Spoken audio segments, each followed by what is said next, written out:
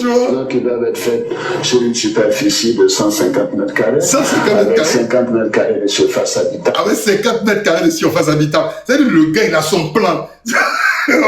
Non, limite, là, c'est l'argent immobilier. Le gars s'est substitué. Mais c'est étonnant. Et je comprends pourquoi les gens ont mordu à l'hameçon.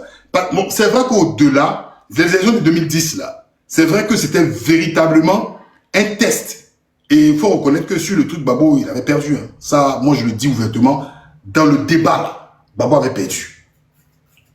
Ça, c'est mon point de vue à moi. Babo n'était pas percutant. Ouattara, son papier, il avait son papier. Ça, c'est mon point de vue. Hein. Les gens, mes gars de PPACI, là, ne m'en voulaient pas. C'est mon point de vue. J'ai dit, Ouattara était prêt. Les gars qui étaient autour de Babo, ils n'ont pas assuré. Son équipe, les gars qui l'ont coaché, là, ils n'ont pas assuré. Et sur la campagne même, la campagne de 2010, là, non, Ouattara, sa campagne a tué. Ça, il faut dire, le PPACI et la LMP, ils étaient mais ils n'ont pas fait une bonne campagne. Ça, c'est mon point de vue. C'est mon point de vue. La campagne seulement, là. La campagne seulement, non, il faut laisser. Je ne sais pas, vous avez le moyen, mais la campagne seulement, il faut laisser.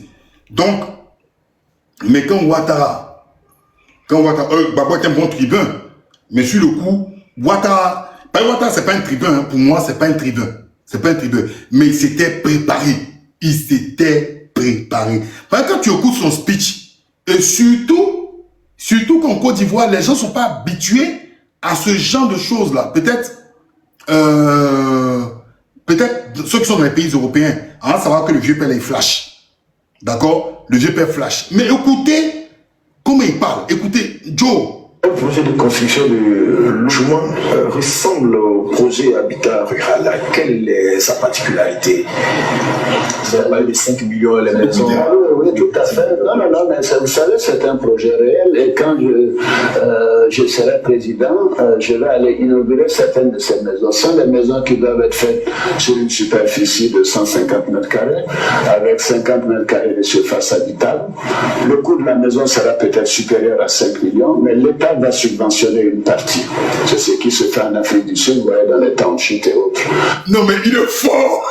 Non, il est fort! Le gars, il est fort! Non, mais c'est... Et puis, en plus, il donne des exemples sur les townships en Afrique du Sud. Est-ce que l'exemple est vrai? Mais en ce moment-là, les gars jouissaient sur eux. Beaucoup se voyaient en propriétaire. Hein. Beaucoup de gars se disent, oh!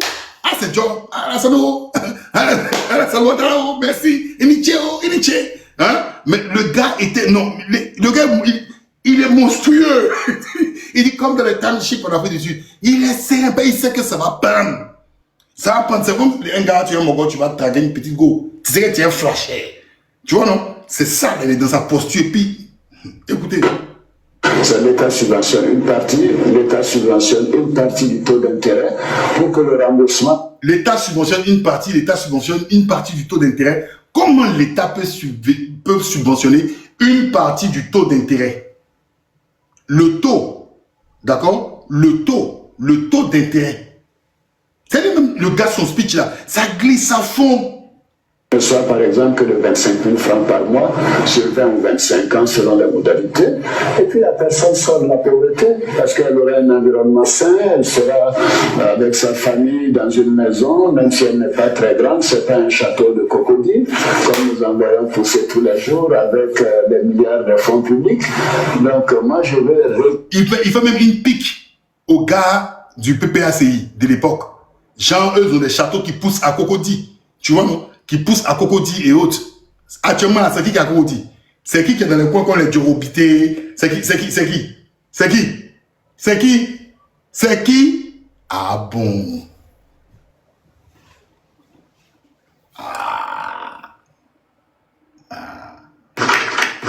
Regardez même truc qu'on appelle. Enfin, un dernier truc, ne pas t'avoir de chez toxique.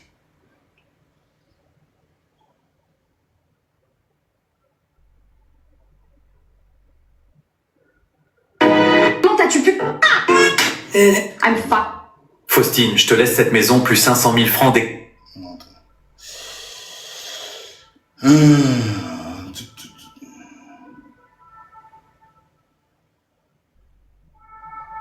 Un instant. Je trouvais.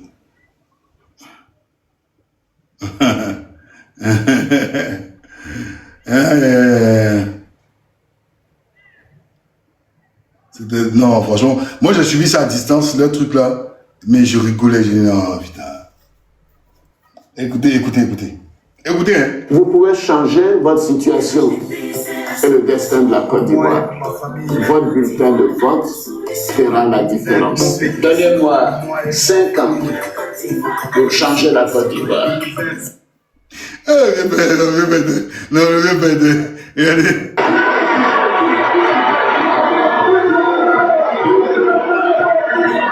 Je vais à la salle parce que c'est le meilleur candidat.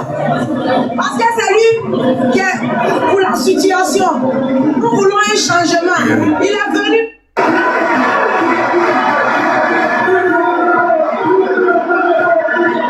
Je vais à la salle parce que c'est le meilleur candidat. Parce que c'est lui qui est pour la situation. Nous voulons un changement.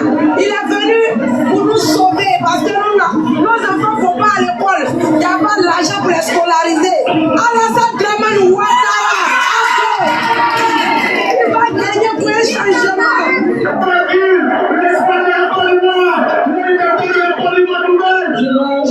Allez-y voter massivement.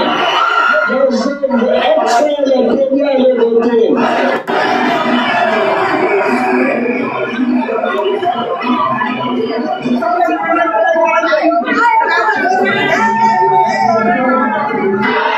Laurent Gbagbo parce que c'est le choix idéal. C'est le fils du peuple. Celui-là même qui a des convictions pour nous. Celui-là même qui veut nous ramener la paix. Qui a de l'emploi pour nous. Qui nous promet beaucoup de choses. Celui-là même qui a réalisé certains vœux. Celui-là même qui a fait que les déplacés de guerre. Ah ouais, ça c'était le... Attendez, je vais vous mettre encore un autre truc de campagne. Attendez, le jingle.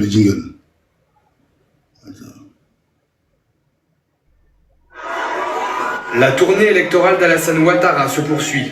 Le candidat du RHDP était aujourd'hui à Port-Bouët et Koumassi pour rencontrer ses partisans. Écoutez, Port-Bouët et Koumassi, écoutez. La tournée électorale d'Alassane Ouattara se poursuit. Le candidat du RHDP était aujourd'hui à Port-Bouët et Koumassi pour rencontrer ses partisans. En présence de Niamien Konan, Alassane Ouattara a demandé 5 ans à la population ivoirienne pour redresser le pays. Alors moi je demande 5 ans. 5 ans, vous allez voir que je vais transformer la Côte d'Ivoire. 5 ans, je vais transformer la Côte d'Ivoire. 5 ans, à vous les jeunes, je trouverai des emplois et je créerai des emplois. Avec une économie forte, vous savez que vous pouvez compter sur moi. Pour l'économiste, le banquier que je suis, ce ne sont pas des paroles en l'air. Je vous créerai des emplois, vous aurez des emplois, vous les jeunes. Alassane Ouattara a mis en avant son expérience d'économiste et ses années au Fonds monétaire international. Il a également tenu à lancer un message aux jeunes, les invitant à suivre son exemple. Chers jeunes, je vous demande de suivre mon exemple. Travaillez à l'école, travaillez dans vos bureaux, travaillez dans vos entreprises. C'est cela le prix de la réussite. Et je sais que vous allez vous mettre au travail avec moi. Et nous allons bâtir cette Côte d'Ivoire nouvelle dont nous serons tous fiers. Je compte sur vous. Votez massivement le 28 à lundi pour célébrer la victoire d'Alassane Ouattara, président de la République de Côte d'Ivoire. Le candidat du RHDP s'est enfin directement adressé aux femmes ivoiriennes. Il a promis l'accouchement gratuit, mais également la construction de 5 hôpitaux au cours de son mandat. Alors, donc, voilà. Alors, je vais... Attends, voilà le spot.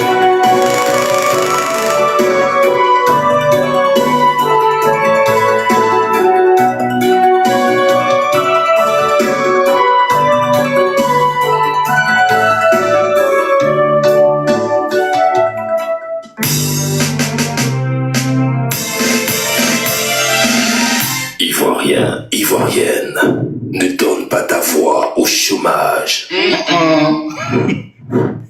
Ne donne pas ta voix à la corruption. Ne donne pas ta voix à la pauvreté. ta voix à l'échec scolaire. Ne donne pas ta voix aux déchets toxiques. Alors, les gars, je pense que, en fait, dans le fond, en fait, ces éléments, les gens ont la mémoire courte. C'est vrai que, à cette époque, il y a des gens qui étaient nés, hein, il y a des enfants qui sont sur TikTok, que vous verrez peut-être, vous avez 5 ans et aujourd'hui vous avez 20 ans. Ça existait, ça. C'était en 2010. Moi, je me rappelle, j'ai vu ça. Donc, maintenant, si on veut faire un bilan de tout ça, qu'est-ce que vous pouvez dire? Quand on fait le bilan, faites le bilan. Faites le bilan. Après avoir écouté ce spot, vous allez voir qu'on est toujours encore dans les mêmes galères. Bon, c'était mon petit moment d'interpellation. Et je pense que là, let's go. Je vais maintenant laisser quelques personnes s'exprimer. Refaites vos demandes. Je sais pas comment on fait pour... Alors, écoutez... Refaites vos demandes, s'il vous plaît. S'il y a une ou deux personnes qui souhaitent monter, puis après, je vais mettre un terme à notre échange. C'était intéressant. Bon, allez, rapidement, hein, très rapidement. Il est quelle heure, hein? 15 heures. Ok. Isa. Isa, bonjour. Ça va? Vraiment. Là, Gbagbo a dit, les gens n'ont pas écouté. Peut-être ils ont entendu, mais ils n'ont pas écouté. Gbagbo a dit que ce monsieur-là, c'est un doyman.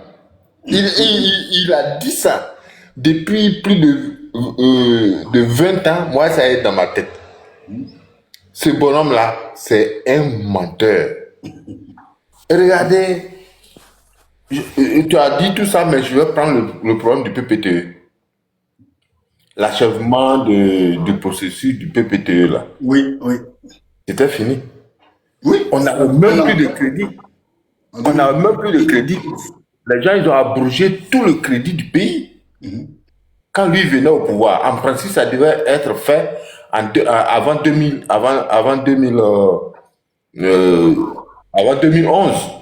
Non, 2011, ça devait être... C'était 2012, c'était prévu pour 2012. Non, c'est prévu pour 2011. Mais ils ont fait une rétention pour que ça arrive à 2012. Maintenant, ça dit, c'est au temps de Gbagbo, avant même les élections, là, que le processus PPTE devait être vraiment mis en œuvre. Mais il se trouve que les gens de la Banque mondiale, par ce bonhomme-là, ce Deuilman-là, et son groupe avec Candice Outra, ils ont fait de telle sorte que qu'on appelle ça, puisse pas rentrer en œuvre. Ok. Ça veut dire qu'ils ont fait un plan contre la Côte d'Ivoire. Et il se trouve qu'en 2012, quand il a fait sa guerre avec en massacrant la population, il s'est promené dans toutes les régions. Oui, je vais donner 340 milliards ici. Je vais donner 500 milliards ici. Il allait à San Pedro. Moi, je me souviens, il allait à San Pedro. Il a dit qu'il va donner combien? 700 et quelques milliards à San Pedro. C'est pas ce qu'il a dit. Mais est-ce que les populations ou bien les régions ont eu cet argent? Même Ayam Sokro chez moi. Les gens disaient que, malgré que ce bonhomme-là, en tout cas avec tout ce qu'il nous a fait, l'argent qu'il va donner, peut-être on va pouvoir faire les routes, on va refaire Ayam Sokro, tout. Rien, il n'a rien donné.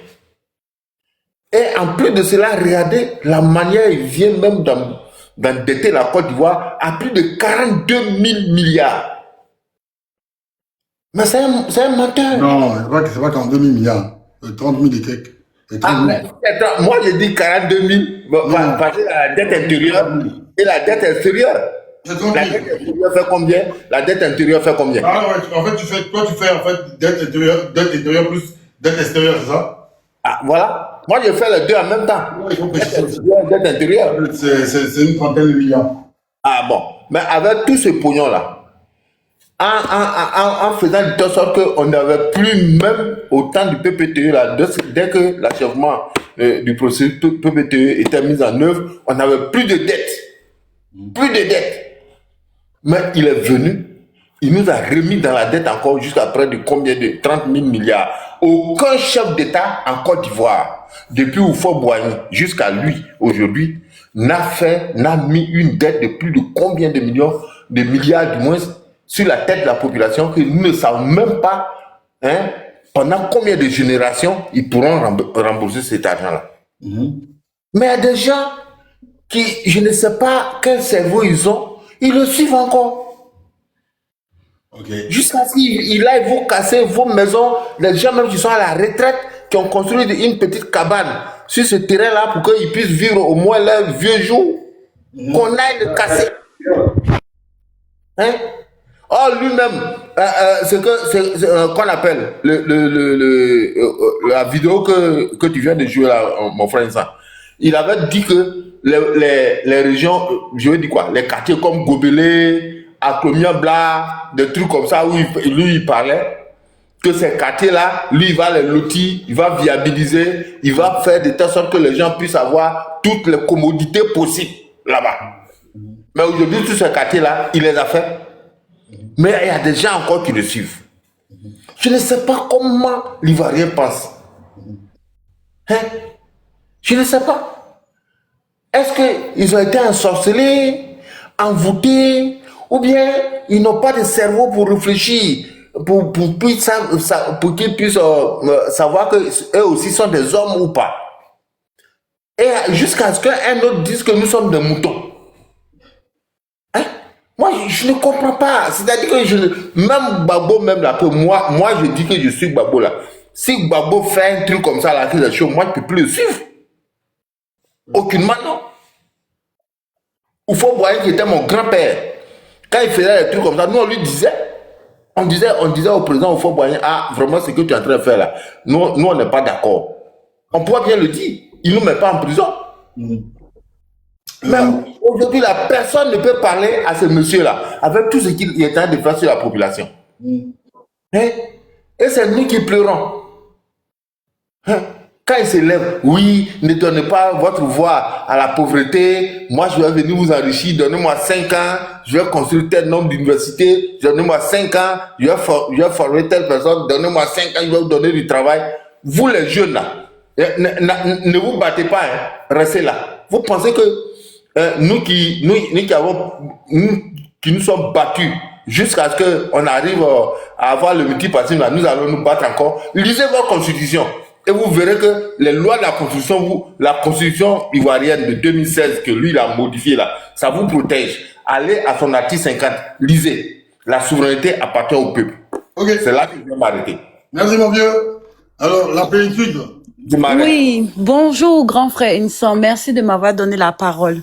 En fait, moi j'ai suivi plusieurs panels où j'ai cru entendre, je veux poser la question pour savoir si vraiment je me trompe pas.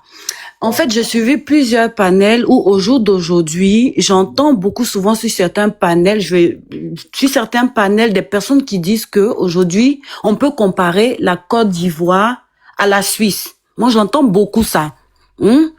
Bon, voilà, moi je vais aller direct dans le sujet d'aujourd'hui. Moi je vis en Suisse. On compare beaucoup la Côte d'Ivoire à la Suisse. Bon, aujourd'hui l'état d'urgence que les gens aujourd'hui ils sont dehors.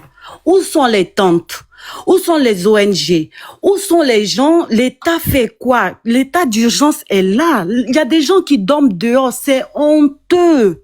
C'est malheureux. Et quand on voit ça, nous qui vivons à l'étranger, et on entend souvent les gens dire que on est un pays développé, on est un pays en Afrique, c'est honteux, c'est choquant, ça nous fait mal, ça nous fait honte. Quand je montre au jour d'aujourd'hui, souvent moi je suis contente de montrer mon pays, de parler de mon pays, on montre Abidjan. Et après, les Européens avec qui je suis, ils disent mais Abidjan c'est la capitale, non, ils sont pas cons les gens. Hein. Abidjan c'est la capitale, non. Tu peux nous montrer un peu les autres villes d'Abidjan? Mais quand je montre les autres villes, il dit, ben écoutez, tu dis que ton pays il est développé, mais les autres villes là, qu'est-ce qui se passe là-bas? C'est pas Abidjan aussi? Ça fait honte. Ça fait honte. Au jour d'aujourd'hui, l'État devait déjà intervenir pour aller aider ces familles, ces enfants qui sont dehors. En Côte d'Ivoire, on a des bâches. Souvent, on utilise des bâches pour faire des anniversaires, des mariages, je ne sais pas quoi. Ils peuvent monter des tentes dans l'urgence pour que les gens ne dorment pas comme dehors sur les... Je sais pas comment... Je suis choquée. Je perds mes mots. Je suis choquée. En 2026, on voit des gens qui dorment à la Belle Étoile en pleine capitale. C'est choquant.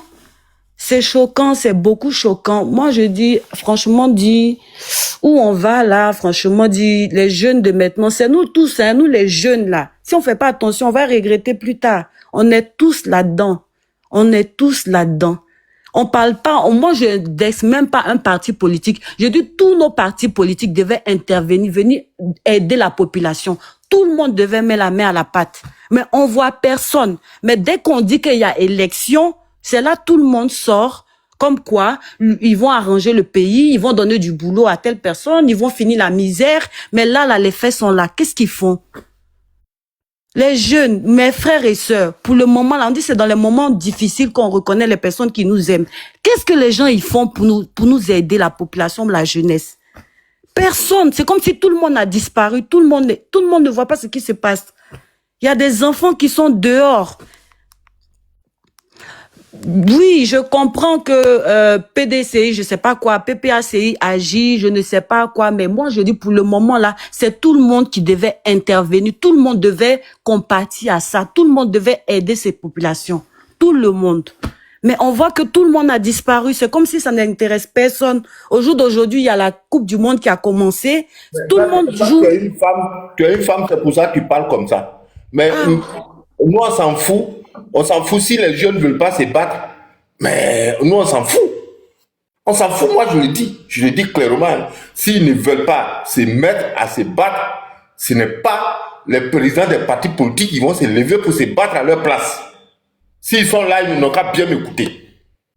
Nous, en 1990, on s'est battu pour qu'il y ait ces multipassim là. En ce moment, on était jeunes. On a fait la prison. D'autres ont fait la prison pour ça. N'ayez pas peur de la prison. Vous n'avez pas volé pour qu'on vous mette en prison. Aujourd'hui, Ziggy est en prison là. Moi, je le supporte. Mais il va sortir en héros. Voilà, c'est comme ça. Donc, si vous ne voulez pas vous battre, dormez. Dormez tranquille. Les vieux vont se lever pour se battre à votre place. Je suis là de ce côté, je suis tout à fait d'accord. C'est des idiots qui ne changent jamais leur manière de vivre et demain leur situation. Mais ceux qui sont censés, ils doivent se battre pour changer leur situation. Sauf les idiots. Je dis bien sauf les idiots. Voilà. Ça, je suis tout à fait d'accord avec vous, monsieur. Je suis tout à fait d'accord. Parce que c'est le peuple qui revendique ses droits. S'il y a un peuple qui ne dit rien, les partis, les gens, ceux qui nous gouvernent, ils profitent de la situation et puis ils s'en foutent de nous. Ça, c'est vrai. C'est le peuple qui doit revendiquer ses droits. Et en Côte d'Ivoire, des fois, on se dit, ah, mais il y a les jeunes, ils sont plus motivés. Comme vous avez dit tout à l'heure, on a l'impression qu'ils sont, comment on dit, lobotomisés. Ils sont dans la bêtise, en fait. Tout le monde est dans la bêtise. Je comprends pas. C'est comme s'ils sont attachés. Ils peuvent plus parler. Ils peuvent plus revendiquer leurs droits. Ils peuvent rien faire. Et c'est malheureux, c'est triste. C'est vrai, c'est le peuple qui doit se lever pour revendiquer ses droits parce que si le peuple ne le fait pas, qui va le faire à leur place? Il y a personne qui va le faire à leur place. Merci de m'avoir écouté, de m'avoir donné aussi la parole. Mais au bout d'un moment, quand ça devient trop, c'est vilain à voir. Au bout d'un moment, trop, c'est trop, quoi. C'est grave. C'est malheureux, c'est grave. Merci, grand frère Nissan. Bonne journée, au revoir. Également. Merci d'être passé la plénitude. Alors, Jean-Jacques. Bonjour Jean-Jacques. Bonjour, bonsoir Jean-Jacques.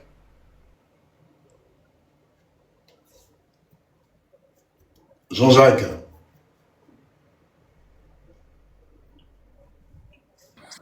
Bon, tu vas terminer et moi je voulais dire que, excusez-moi du mot que j'ai dit, c'est des idiots. Moi, je ne suis pas un idiot. Je ne suis pas quelqu'un qui suit un homme quand il fait le mal. Le mal est en train d'être fait en Côte d'Ivoire. Nos terres, même nos villages, je dis bien nos villages, risquent de nous être arrachés. Les gens croient que cette situation... Qui a fait sauter? Bon, allez, Namogo Jérémy. Monsieur Jérémy Namingo. Bon, allez, hop. Les gars font les demandes et puis après... Allez, Benzo, comment vas-tu? Mon frère, tu vas bien? Ouais, ça va, on est là. Hein. Avec tout ce qui se passe dans le pays, c'était prévisible. Hein. C'est pas des trucs qui sont nouveaux, quoi. C'est pas des trucs qui sont nouveaux. Hein. Ils ont cassé des maisons des gens. Il y a des gens qui ont dormi dans les cimetières, c'est allé où? Pourquoi vous pleurez? Pourquoi les gens commencent à voir qu'ils sont étonnés? Ces gens, ils ont une feuille de route. Ils ont promis des trucs aux Libanais, là, qui achètent des terrains, voilà. Même le gars qui a disparu, c'est bizarre qu'on n'arrive pas à le trouver. Mais quand il s'agit de Ziggy, là, ils sont partis le chercher vite fait, quoi. Donc, on sait qu'ils sont dans le gouvernement. Mais bon, moi, ce que je vais dire une chose, il faut que la jeunesse ivoirienne s'élève, hein. Ce qui se passe là maintenant en Côte d'Ivoire, moi, je m'en fous complètement. Hein. Là, je te dis la vérité, hein. Nous, on a fait un combat.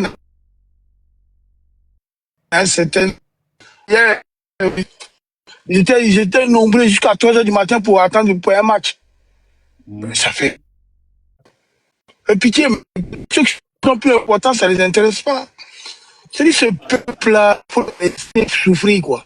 Les souffrances sont les... Non. Le combat que j'ai fait, là, non. Je ne me bats plus pour ce peuple-là, ça ne sert à rien. Parce que la jeunesse qu'elle a là, elle ne se bat même pas. Regarde comment ils sont. Ils suivent des gens, ils ne comprennent rien. Lui, après, on casse les maisons. Oui, papa ado, maman ado. Toi, tu ne connais pas ton papa, toi? Tu ne connais pas ton papa? Tu ne sais pas si tu as un père, quoi. Tu vas l'appeler papa ado, pourquoi? Tu vas l'appeler maman Dominique. Peut-être qu'il a regardé, vous avez la même peau, la même couleur.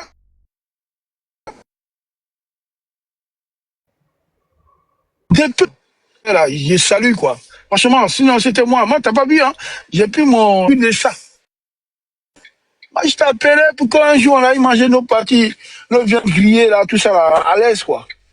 Donc, c'est le plus important. Donc, aujourd'hui, je te dis une chose. C'est que ce peuple-là, si la jeunesse ne lève pas, ça ne sert à rien. Ils vont rester dedans. Regarde-les, ils ne se battent même pas. Ils n'ont même pas d'imagination dans les têtes. Vous savez tout ça. Vous savez où ils traînent ces mecs. Vous savez où ils vont voir les petites go, tout ça. Ils ont les véhicules. Mais traquez-les. Les pays, tout ça, cramer tous ces conneries-là, attaquer ce qui appartient à la France.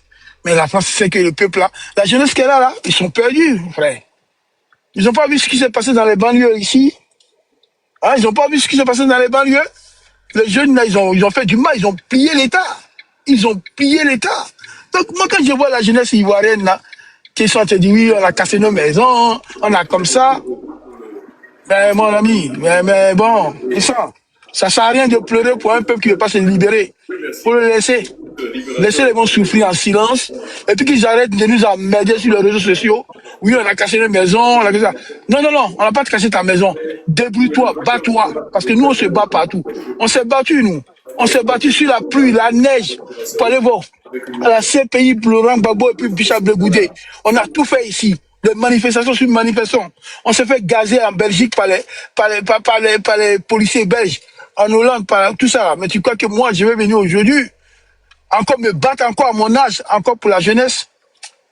Non, mon frère. Non, c'est grave, Vincent. Quand tu vois ce qui se passe là, la jeunesse là se bat pas. Ils ont peur. Ils ont peur de se battre. Nous, on s'est battus, nous. On s'est battus. On a eu des coups. On a eu des gaz lacrymogènes. On a eu tout ce qu'il faut.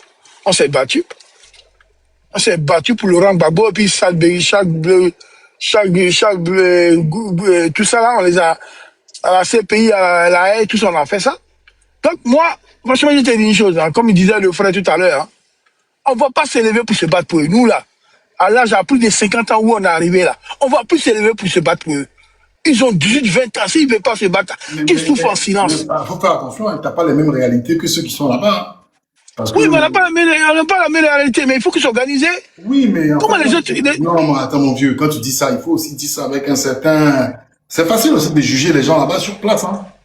Ah mais nous, partout où tu es, si tu as envie de vivre... C'est pas les mêmes conditions. Les gars qui ont marché à Palan, tu ne sais pas pareil qu'à Abidjan, frère. Abidjan, les gars ont t'allumé, ont t'enfermé, toi tu dis quoi? On va dire ça? Ah, mon vieux. Un gars se dit les oui, mais... Ah, oui, mais ils vont t'allumer, ces gars-là. C'est pas pareil, ces gars-là. Mon vieux, oui, mais tu sais, je suis d'accord avec toi, c'est pas pareil. je ne suis pas en train de cracher sur ceux qui ont fait les marches anti-émeutes. Ça a contribué, d'accord, à apporter un écho, d'accord, à tout. Mais Joe, Abidjan, attends, la variante image ici, là, les policiers te gazent. Abidjan te gazent pas. Abidjan, te pas dessus, vont t'attacher comme agouti. D'accord, oui, je suis d'accord. Mais dans ce cas, il faut orienter son combat autrement. Non, là, je suis d'accord. Tu peux le dire. Non, tu peux le dire. Là, on ne peut pas, il y a des choses. Il y a une manière, il y a une manière de le dire.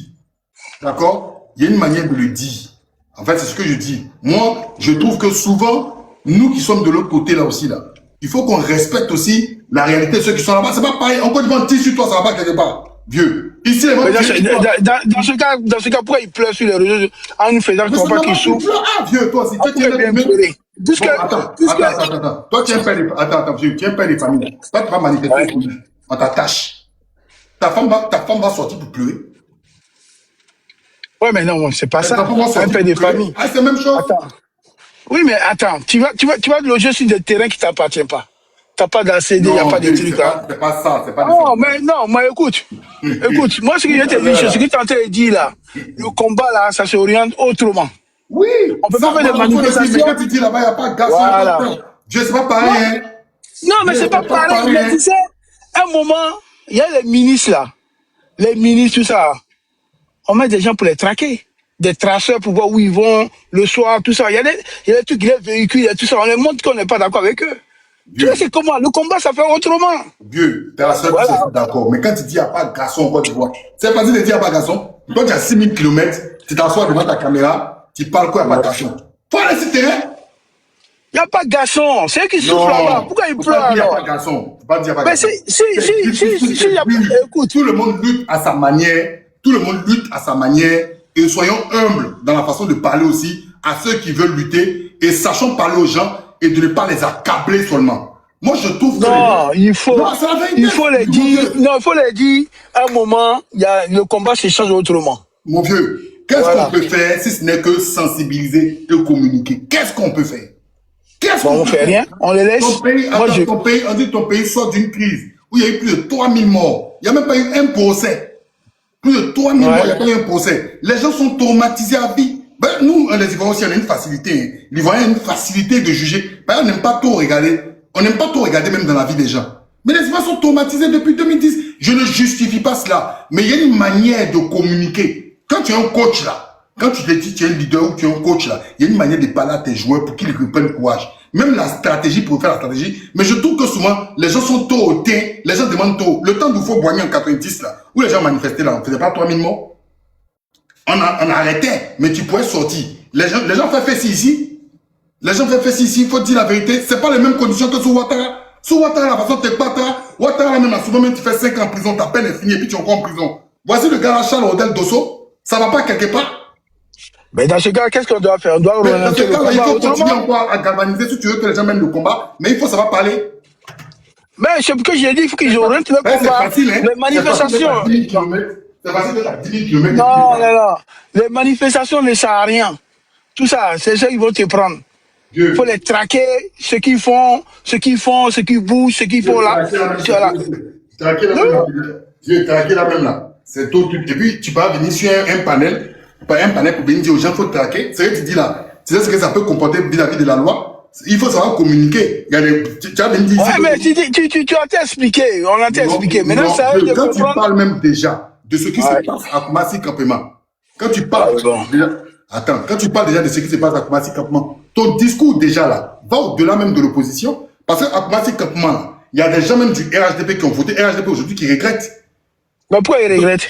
Mais ils regrettent parce qu'ils ont vu que leur choix était un mauvais choix. Non, mais c'était pas les choix, parce qu'ils ont suivi quelqu'un parce qu'il a dit ça. Non. Ils ont suivi parce qu'ils ont la même religion. Non, il y a beaucoup qui le suivent. Tu sais, aujourd'hui, en Côte d'Ivoire, là, faut pas mélanger. Il y en a beaucoup, hein. Non, il y en a beaucoup. Ils ont dit ça parce qu'ils... Non, faut pas parler des religions seulement. Ton discours est encore plus... Attends, au campement, ils ont cassé. Eux-mêmes, ils se disent moutons.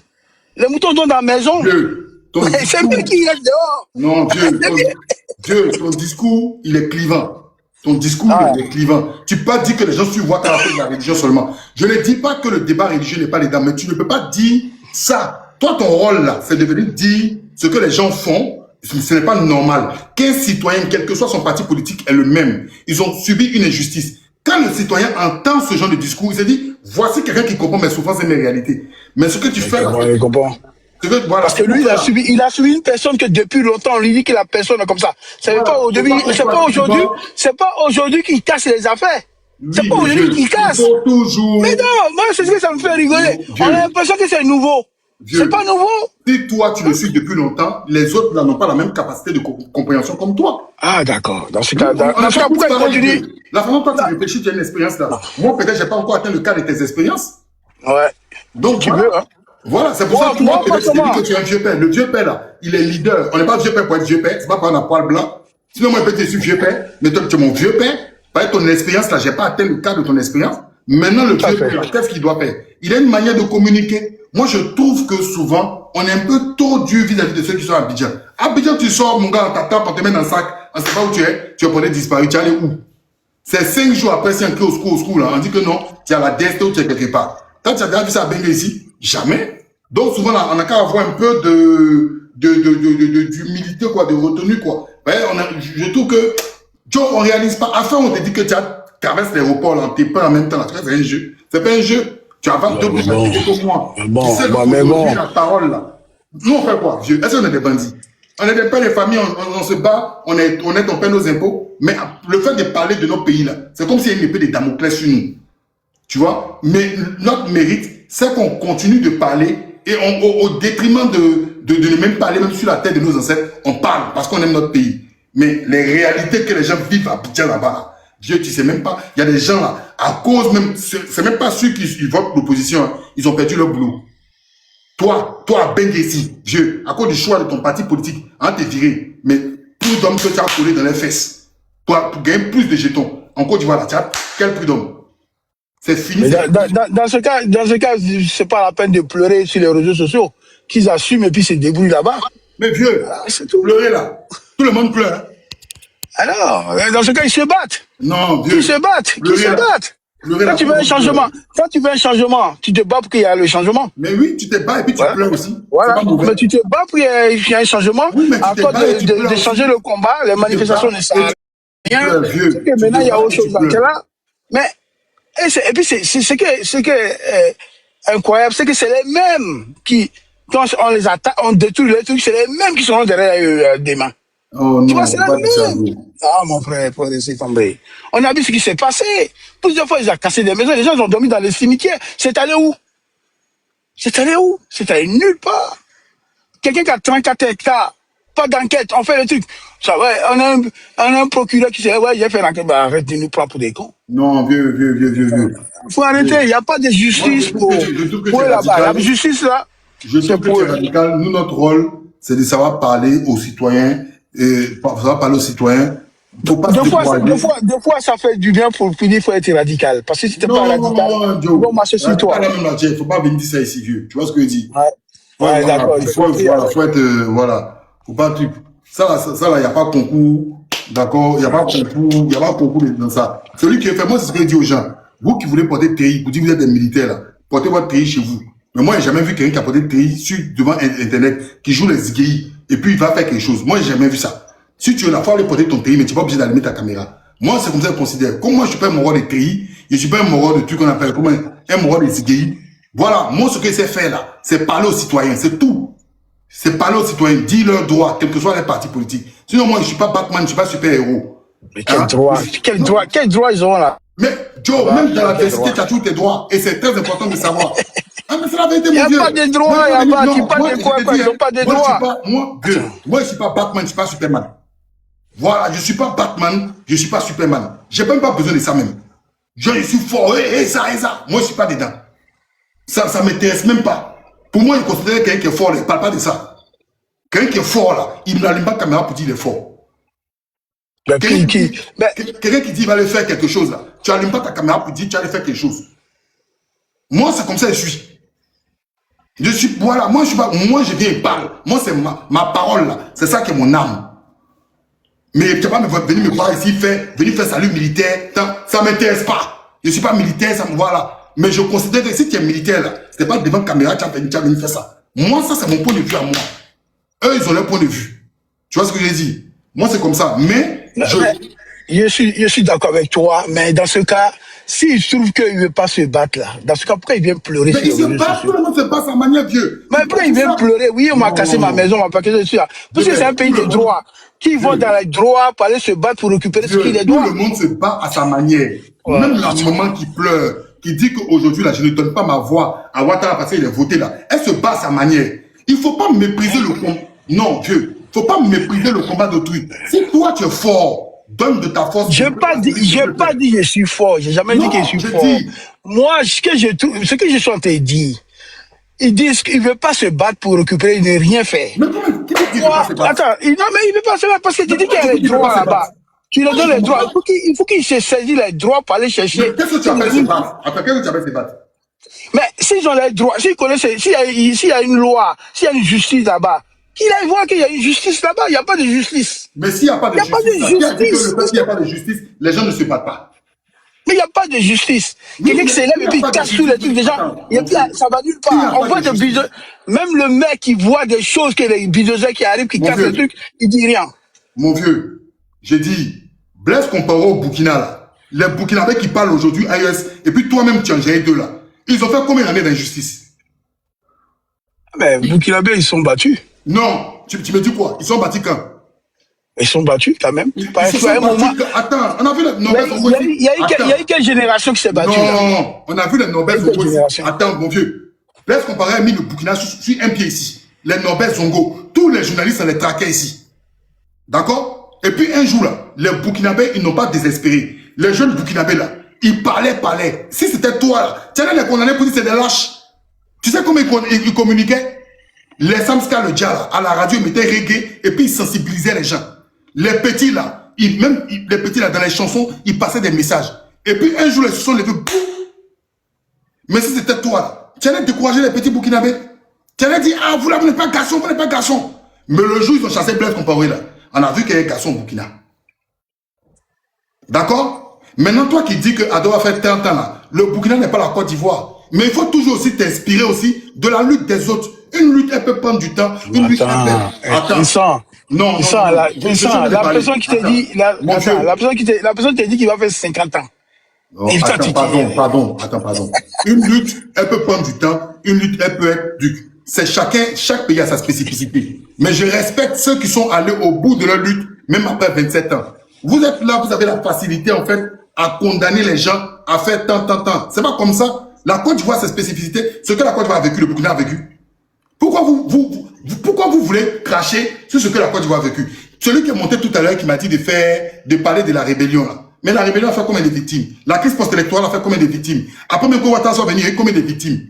Vous ne parlez pas de ça? La Côte d'Ivoire, où on a coupé tête d'un enfant à jouer ballon avec là. Vous rappelez pas? La Côte d'Ivoire, c'est un pays traumatisé. Tout le monde est assis sur la Côte d'Ivoire. Les Ivoiriens essaient tant bien que mal de faire quelque chose. Donc moi, si c'est un enfant même par la musique ou par quelque chose, il sensibilise. Moi, je vais lui dire bravo. Maintenant, toi qui dis qu'on fait du social là, toi tu es général là, tu as fait quoi? Faut prendre ton avion et puis il faut aller libérer la Côte d'Ivoire. Vous nous en mettez maintenant. C'est vous toujours, vous avez les solutions. C'est vous tant. Toi tu es général là, prends ton avion, va libérer la Côte d'Ivoire. Ceux qui font dans du social. Non, c'est dans le commentaire celui qui dit, prends ton avion de général, va avec ton ami, va faire ce que tu as fait. Et puis on va voir. Vous avez la facilité à expliquer les gens, dites tant. Vous faites chier les gens. Celui qui veut, il parle. Celui qui veut, il parle pas. On est pas obligé c'est pas ça. Écoute, un moment, il faut arrêter. Toutes les jeunes filles, toutes les ce que tu as dit là, les Ivoiriens qui sont en Côte d'Ivoire qui parlent là, déjà je les salue et je les félicite. C'est pas facile de parler à visage découvert. On sait comment ça se passe. Vous avez une facilité de juger les gens, de trucs les gens. Toi, tu es général, prends ton armée, va libérer la Côte d'Ivoire. Arrête de nous faire chier. Oh, c'est bon. Mais ça, calme-toi. Mon vieux, il parle pas de toi, Benzo. Il parle de ceux qui sont bas. Oui, mais non, mais ça. Je vais te dire une chose. Non, bon, on va laisser. Ce que je vais te dire. Benzo, pardon, je vais parler aussi un peu. Je vais prendre 5 minutes seulement. Et puis là, j'ai rendez-vous médical, là, donc je vais parler rapidement. Vas-y. Voilà. Tu m'attends un peu. Attends un peu, je vais prendre la parole. Alors, tu m'attends un peu, on va partir. Voilà. Ce que je voulais dire, c'est que la question de la résistance en Côte d'Ivoire, parce que peut-être que c'est ce nom-là qu'il faut donner. Mais comment faire pour résister au régime d'Alassane Ouattara? C'est une question qui est très fondamentale. En fait, il y a Lénine qui avait écrit un grand livre, il a appelé Que faire? Le que faire, c'est une interrogation qui est d'actualité. Lorsqu'on pose une équation comme celle qu'on a en Côte d'Ivoire, une équation à plusieurs inconnus, il faut se poser la question de savoir que faire, comment faire pour pouvoir résoudre cette équation-là. Et c'est ça qui est le véritable problème. Alors aujourd'hui, j'attends le frère, j'attends le frère Benzo, je sais que c'est pas ce qu'il pense profondément, mais c'est un agacement. J'attends son engagement. Mais faut pas qu'on jette aussi le bébé avec l'eau du bain, quoi. On peut pas le faire. Ouais, on peut pas le faire. Il y a eu quand même un précédent. La Côte d'Ivoire a une histoire. La Côte d'Ivoire a une expérience de résistance. On a connu, il a parlé de 1990. 1990, avant ça, de 82 jusqu'en 90, les Ivoiriens se sont battus pour avoir le multipartisme. Bon, c'est vrai qu'il y a eu l'appui de ce qui s'est passé dans le monde. Donc voilà, il y a eu la chute du mur de Berlin, la perestroïka, tout ça là, bon, qui a favorisé véritablement qu'il y ait que le multipartisme puisse arriver rapidement en Côte d'Ivoire. Mais les gens se sont battus. Ils sont battus avec les moyens, mais face à Houphouët-Boigny. Et puis donc, on ne peut pas dire que les Ivoiriens n'ont pas l'expérience de la résistance. Si on a une expérience de la résistance, mais aujourd'hui on a en face de nous une autre personne, Alassane Ouattara, qui a une autre méthode qui n'est pas la même méthode que la méthode de Houphouët-Boigny. C'est pourquoi ce qui est important de faire, c'est de ne pas appliquer les mêmes méthodes. Toi, tu parles de la méthode de 90, mais on ne peut pas appliquer la même méthode qu'on a appliquée en 90, en 2025, en 2026, c'est pas possible. Parce que les choses ont changé, les données ont changé, les réalités ont changé. La répression a pris une autre forme. Voilà, la répression a pris une autre forme. Alors, qu'est-ce qu'il faut faire? C'est ça, je reviens sur la question. Qu'est-ce qu'il faut faire? Il faut certainement réorganiser les gens. Il faut certainement, moi je pense, que une résistance qui va s'appuyer exclusivement sur les partis politiques ne pourra pas prospérer. Ça ne pourra pas prospérer, ça ne pourra pas. Et la première personne à avoir compris ça, c'est Alassane Ouattara. Alassane Ouattara l'a compris, il a si bien compris qu'il a dissous la FESI. Il a dissous la FESI. En le faisant, il sait ce qu'il faisait. En mettant fin aux activités de la FESI, il savait que c'était un élément, c'était un pion très important contre son pouvoir hégémonique dont il se débarrassait. Donc, ce que nous devons faire aujourd'hui, c'est de repenser la lutte. Repenser la lutte, essayer de prendre attache avec les syndicats. Les syndicats sont morts aujourd'hui. Alors, la fois dernière, je le disais sur un panel. Vous croyez que les gens, ils nous ont mis fin à la vie de Mangaé Basile pour rien? Mais parce que Mangaé Basile était le leader du syndicat Dignité. Et le syndicat Dignité était un syndicat qui mobilisait puissamment les travailleurs. Et c'est à ce niveau-là qu'il faut travailler. Donc, il faut reprendre les choses comme savent si bien les faire les résistants de gauche. Il faut reprendre ça comme ça. Donc, prendre attache avec les syndicats, prendre attache avec même ce qu'on pourrait même appeler société civile, essayer de créer une forme d'osmose. On ne peut pas s'attendre, on ne peut pas attendre seulement, oui, qu'est-ce que Babo a fait? Qu'est-ce que Tidiane Thiam a fait? Non, Babo et Tidiane Thiam ne peuvent rien faire. C'est la convergence des idées, des valeurs, des compétences, des expériences et des apports des partis politiques, des sociétés civiles, des ONG, des syndicats. C'est ce qui peut véritablement faire bouger les choses. Donc, en fait, je pense que les gens y pensent, mais ce n'est pas encore mis à exécution. Et il faut penser maintenant à ça. Maintenant, sinon, ce que tu dis là, la guérilla urbaine dont tu parles là, on ne peut pas faire une guérilla urbaine comme ça. La guérilla urbaine, ça nécessite beaucoup de moyens, mais ça nécessite aussi beaucoup de technicité. Ça ne peut pas se faire comme ça. Donc voilà. Et puis surtout qu'aujourd'hui, nous n'avons pas une certaine culture politique qui fait que tout ce qu'on veut dire là, tout ce qu'on veut faire là, on vient dire ça sur les réseaux sociaux. Déjà même ce que je viens de dire là même là, c'était pas bon.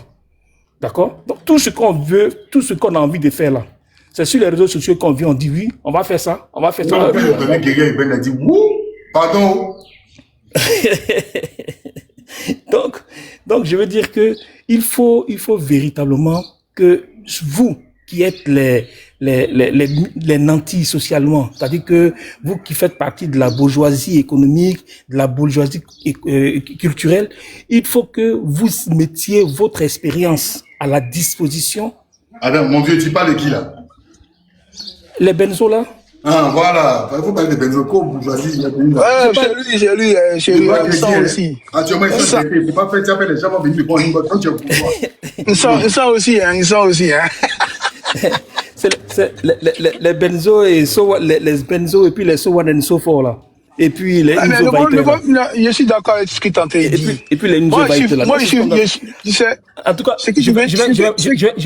je vais m'arrêter là parce que je dois rentrer chez le médecin. D'accord, ok. Donc, on se rappelle plus tard. D'accord. Enfin, Moi, ce que tu viens de dire, en partant de ce que tu as écouté, je comprends. Mais à un moment, chaque combat, ça s'oriente. On fait pas la même chose. On regarde l'ancien, lui, maintenant, il a compris, maintenant, il fait ça. On s'oriente. Moi, quand je vois ce qu'ils sont à dire, là, les gens pleurer, on casse les trucs, ils pleurent, tout ça. C'est pas nouveau, quoi. Ça fait 15 ans qu'on le voit. Avant que la pluie arrive, on casse les maisons, on fait des trucs, c'est tout comme ça.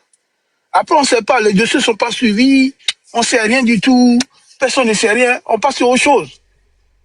Hier, j'étais là, je regardais, c'est parti sur Telegram, je voyais des gens même qui se restaient des heures pour aller des matchs de football. Je dis, waouh.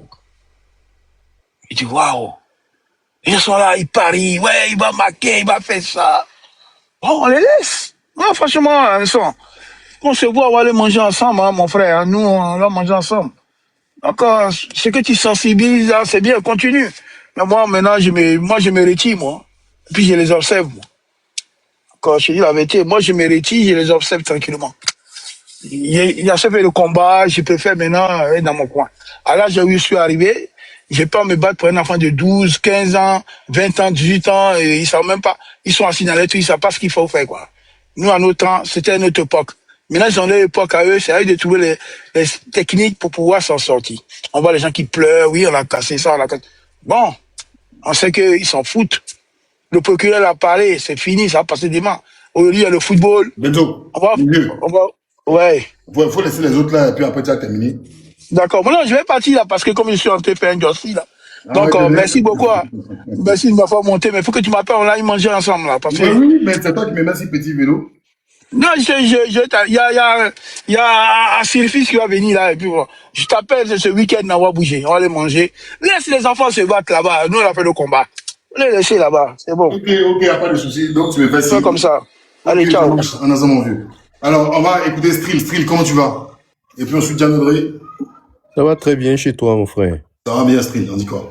Ouais, ça va. En tout cas, tu as dit beaucoup de choses, hein.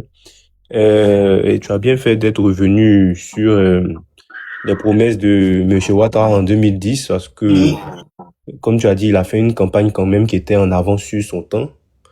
Et à cette époque-là, les réseaux sociaux comme Facebook n'étaient pas franchement très développés, parce que, si tu te souviens, à l'époque, le Wi-Fi n'existait pas vraiment en Afrique.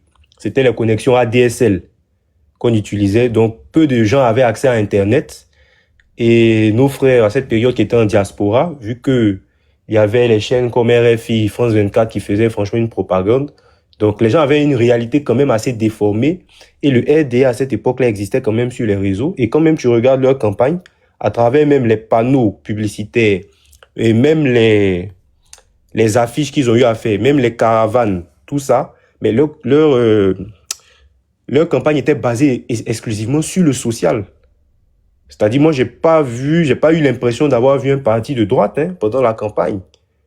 Parce que ça parlait d'habitat, ça parlait d'entrepreneuriat, ça parlait de jeunesse. Et couplé à tout ça, bon, les gens se sont laissés séduire. Donc, du coup, combiné à la fibre ethnique, donc ça a créé un cocktail franchement assez explosif, hein. Voilà, à ce niveau-là, ça a créé un cocktail assez explosif. Et aujourd'hui, beaucoup de gens regrettent.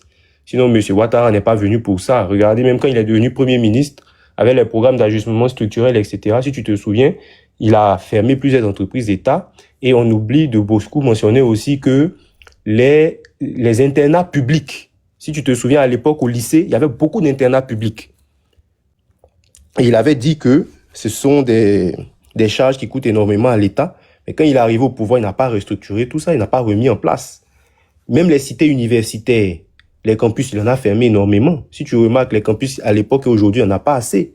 Alors qu'on sait que tous les mouvements estudiantins, etc., se passaient beaucoup en cité. Donc, lorsqu'on ferme les cités, etc., on détruit déjà la fibre estudiantine, le syndicalisme sur le plan éducationnel. Donc, du coup, la FESI, c'est vrai, elle existait avant qu'ils puissent la dissoudre, mais l'essence même n'était plus là. Voilà. Et puis, sur l'autre qui a dit, je sais pas si c'est Bendo, il a dit que les Ivoiriens, franchement, se laissent à leur sort, mais c'est pas ça. Et je pense que tu as bien rebondi là-dessus en parlant du cas du Burkina. On pourrait même citer beaucoup de pays où jusqu'à présent, ils vivent dans une dictature, voilà, sans loi. On peut parler du Cameroun, etc. Même le Gabon, ça a duré pendant combien de temps? De père en fils. On a le même cas, bon, le Togo, on sait qu'ils sont en train de faire des bricoles un peu là-bas, mais c'est pareil. Et il faut aussi mentionner la transition générationnelle. Parce que ceux qui marchaient à l'époque, dans les années 90, dans les années 2000, au début des années 2000 et aujourd'hui, c'est pas les mêmes générations. Beaucoup sont devenus parents aujourd'hui. On a tous des enfants. Donc, ceux qui ont vécu à cette période-là, ceux qui ont été blessés pendant les manifestations, qui avaient des subventions, lorsque le clan Ouattara est arrivé au pouvoir, mais ils ont arrêté de subventionner tout ça, tous ceux qui étaient blessés pendant quand on va dire 2004, etc. Donc, du coup, ceux-là sont devenus parents, ils vont pas envoyer leurs enfants dans la rue. Et on a vu, dès que les gens essaient de manifester, on voit ce qui se passe. Donc, c'est facile de manifester à Paris, en Hollande, partout. Mais en Côte d'Ivoire, la réalité est tout autre. La réalité est tout autre. Donc, aujourd'hui, les jeunes n'ont pas les mêmes caractéristiques que les jeunes de l'époque. Voilà, donc on peut pas faire de parallélisme. Voilà, donc à ce niveau-là, franchement, moi, je suis pas d'accord avec lui. Et le jour où ça va péter, comme on le dit, ça va péter. Maintenant, si on a la chance qu'ils quittent le pouvoir avant, mais tant mieux, parce que eux, ils sont là pour créer une dynastie. Et la manière dont ils ont géré le pays, ils n'ont pas fait de social du tout, ils n'ont rien foutu. Ils vont pas s'amuser à essayer de perdre le pouvoir, parce qu'ils savent que s'ils perdent le pouvoir, moi je vous dis, s'ils perdent le pouvoir, il va falloir peut-être 25 à 30 ans pour que quelqu'un, en griffe du Nord, puisse encore prendre le pouvoir, hein, parce que les gens ont quand même été traumatisés. Et tu as même fait mention de la rébellion au départ. Jusqu'à présent, il n'y a pas eu de procès équitable, même de procès tout simplement. On voit que ceux qui étaient bourreaux hier, aujourd'hui, ont des postes au niveau des institutions. Donc du coup, ça ne pousse pas les gens à entrevoir une justice. C'est pas possible. Dans l'état actuel des choses, c'est pas possible. Donc, avec tout ça, parce que quand on regarde la nomenclature au niveau de l'Afrique de l'Ouest, il y a combien de peuples qui ont lutté comme les Ivoiriens dans les années 2000? Il n'y en a pas. Les Ivoiriens se sont trop donnés quand même. Et même 2025 hier, regardez même les manifestations éclatées qu'il y a eu à l'intérieur du pays. Sachant la pauvreté extrême, voilà, qui alimente. Aujourd'hui, tu vas à l'intérieur, tu es obligé même de prendre un régime de banane pour partir. C'est-à-dire, tu vas pas trouver aujourd'hui quelqu'un là-bas qui va te donner un mouton ou un poulet. Ça n'existe plus. Ça n'existe plus parce que les gens, franchement, sont dans une pauvreté abyssale qui ne dit pas son nom. Voilà, donc, je vais pas monopoliser. Je pense que je vais m'arrêter là pour l'instant et puis bon, voilà. Ok, ça marche, mon gars. Merci, Street. Bon, il y a Jean-Yves qui est là. Jean-Yves Doué. Jean-Yves de la télévision qui est là. Tu peux ouvrir ton micro? Ouais, ça. Ouais, ça va. Bah, hier, moi, j'ai veillé pour regarder le match. Hein. Ah ouais? J'ai dormi à quelle heure? Quand j'ai dormi à 4 heures, non? Ah, d'accord, ok. Pour reprendre le boulot. Non, mais non. En fait, on parlait en fait du déguerpissement, et puis bon, voilà, déguerpissement sur la gestion de Ouattara, voilà. En gros, c'était un peu ça. Et donc, voilà. Et puis, par rapport à la photo de Thiam et Kandia Camara. Ah, moi, c'est sur ça que je voulais avoir ton avis. Moi, j'ai déjà émis mon avis. J'ai envoyé la photo, tu as seulement souri. Oui, j'ai souri. Oui? J'ai souri parce que c'était ma photo j'en ai fait ma photo de profil. Bah, justement. Oui. Ben, j'ai trouvé pas approprié, pour moi, parce qu'on attendait Thiam depuis longtemps sur des sujets. On l'a pas souvent vu, même pas il n'a pas adressé un mot de compassion. Et sur sa page personnelle, le fait qu'il aille mettre cette photo-là, moi, je trouve pas trop approprié, quoi. Au-delà de ce que le foot peut faire, le foot fédère, le foot rassemble, mais nous sommes dans une période où il y a quelque chose quand même, il y a un drame humain. Et là, ce qu'on aurait voulu avoir comme photo ou même comme mot en premier, c'est surtout, en fait, d'accord, qu'il puisse adresser son mot de compassion. C'est pareil pour Ouattara, hein. Ouattara n'a aucunement communiqué dessus, mais par contre, il y a 16 heures de cela, il a dit qu'il a échangé avec Emers Faye, il a échangé avec, voilà, pour voir si l'équipe allait faire ci ou ça. Je m'en fous du PDCI. C'est le PDCI. Thiam, c'est Thiam. Même si Thiam représente le PDCI, mais dans toute instance, le leader a sa page. Non, dans ce cas-là, la page du PDCI, d'accord, serait la seule page de Thiam. Pourquoi c'est pas sur la page du PDCI qu'ils ont mis sa photo avec Kandia? Mais justement, parce que c'est personnel. En fait, nous sommes... Mais sur sa page personnelle, est-ce qu'il parle pas de politique? Oui, il parle de politique, sa page personnelle, mais il faut dissocier aussi le Thiam, président du parti, et puis... Moi, je pense qu'il assiste à un match. Oui. Sur sa page personnelle, il parle politique. Parce que si tu me dis sur sa page personnelle, il ne parle pas politique, là, c'est autre chose. Je me dis, c'est dans le cas du privé. Mais tout le monde le sait, Jean-Yves, même toi, tu viens en Europe, tu sais que même quand le parti, je sais pas, Renaissance, ou un parti de Macron parle, ou même quand le parti, je sais pas de qui, de Bardella, ou parle, sur la page de Bardella aussi communique. Et puis, c'est un drame humain. On n'a pas entendu, d'accord, on n'a pas entendu là-dessus, et pas on nous mettre une photo de Kandia et de Thiam. Surtout Thiam, ça fait longtemps qu'il n'a pas communiqué. Non, moi, je pense que le PDCI quand même a largement fait. Moi, je n'ai pas parlé du PDCI. Oui, justement. Mais toi, faut pas. Toi, tu veux personnaliser le truc, mais ça suffit. Non, je personnalise pas. À part Thiam là. Ok, attends. À part Thiam, quel autre leader entre Gbagbo et tout qu'on appelle ça comme Ouattara là, quelqu'un a fait un truc. Mais c'est ce que je viens de te dire. Ok. Je t'ai même dit, j'ai pris le cas de Ouattara. Gbagbo même, je n'ai même pas cité Gbagbo. Parce que j'ai pas vu la page de Gbagbo qui en a parlé. Je dis Ouattara, quand tu regardes sur sa page, depuis les événements, il y a eu Ouadani, la venue de Ouadani, et il a fait une vidéo où il montrait, où il parlait avec les gens. Effectivement, ouais. Voilà. Et hier, il y a 16 heures, Ouattara a mis un post écrit où il dit qu'il a appelé les éléphants. Oui, il a appelé Idriss, voilà. Mais l'écriture que tu as fait là, tu pourrais aussi faire ça aussi pour les déguerpis, même si les gens ne te croient pas, au moins c'est un mot de compassion, comme on le fait dans tous les pays. C'est de ça que je parle. Voilà. Ça peut être, il y a des gens qui vont dire, bon, c'est Dakashi, tu écris pour flatter les gens, mais au moins tu as laissé quelque chose. Mais le fait de chier dessus, là, voilà, c'est pas, je trouve pas ça correct. Est-ce que le fait de ne pas en parler pour toi, ça veut dire qu'il a chié dessus? Mais est-ce que moi j'ai besoin de savoir, de rentrer dans le secret de Dieu pour savoir s'il en parle? Comment, quand Ouattara parle là, comment tu es au courant? C'est pas par communiquer? Voilà, c'est de ça qu'on parle. Mais ça s'est fait dans tous les pays. Moi, je sais même pas pourquoi on veut faire en fait. Non, moi, je parle, mais au-delà de Ouattara, il y a aussi des institutions. Si les institutions qui devaient s'en occuper, ce sont... Non, c'est pas terrible, ça. Pourquoi? C'est comme ça aussi au niveau du PDCI aussi, là. Si le président ne parle pas de sa page... Tu entends me dire que quand Robial Ouadani vient voir Ouattara, c'est plus important que les DGAPI. Parce que ça passe. Tu veux me faire défendre, tu veux me faire défendre Ouattara. Mais non, mais sa page priorise ce qui semble important. Sinon, il y a plein de choses qu'il fait qu'on ne sait pas. Mais c'est ce qui semble important qu'il met sur sa page, non? Donc, certains me disent que Ouadani est plus important, d'accord, pour Ouattara que les DGAPI. C'est même des DGAPI qui sont censés les lire. C'est même des DGAPI à qui il a promis assez des hautes. Ah, frère.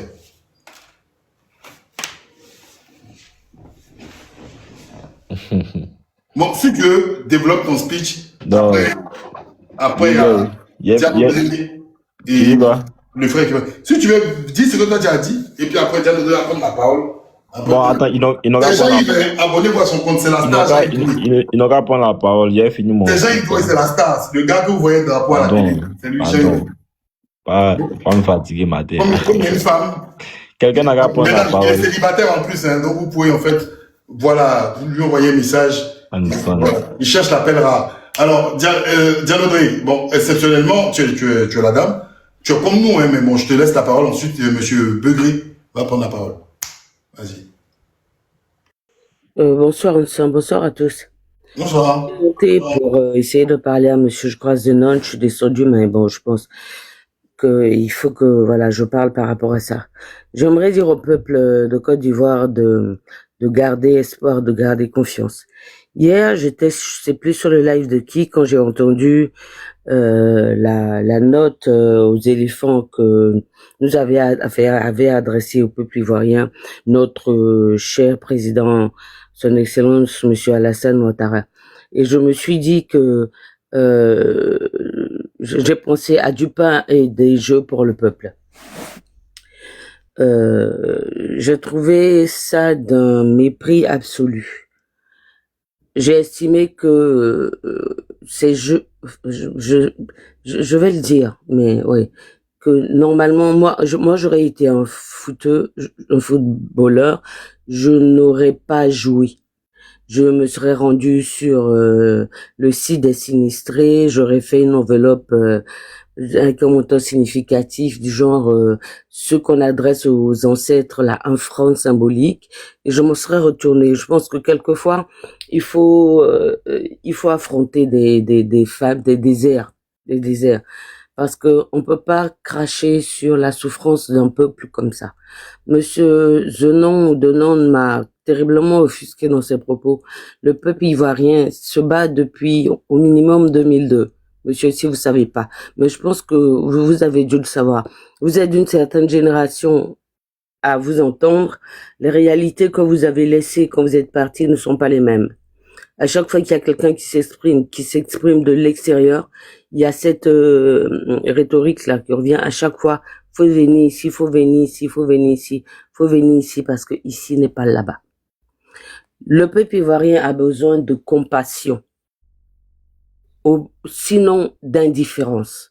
Mais le peuple ivoirien n'a certainement pas besoin qu'on lui tape là-dessus. On tire pas sur l'ambulance. On est déjà à mal.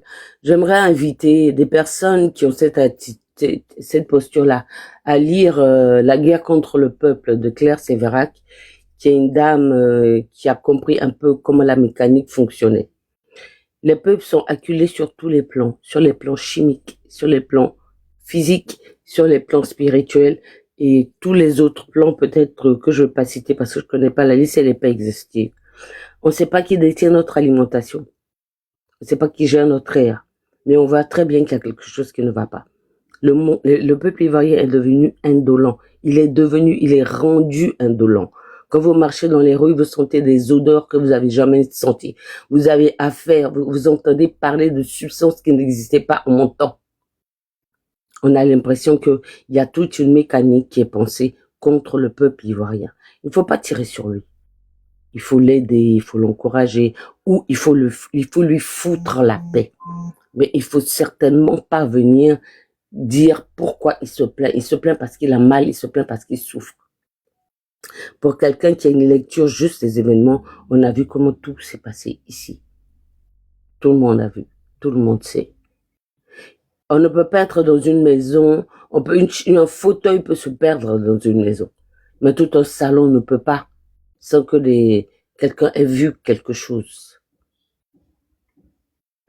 C'est pas possible. Les choses sont à un niveau. Est-ce que c'est la faute du peuple? Saddam Hussein a été, je vais chuter par là, il a été poursuivi sous prétexte de possession d'armes de destruction massive. Pas d'armes de destruction massive. Parce que même dans les lois de la guerre, il y a des lois.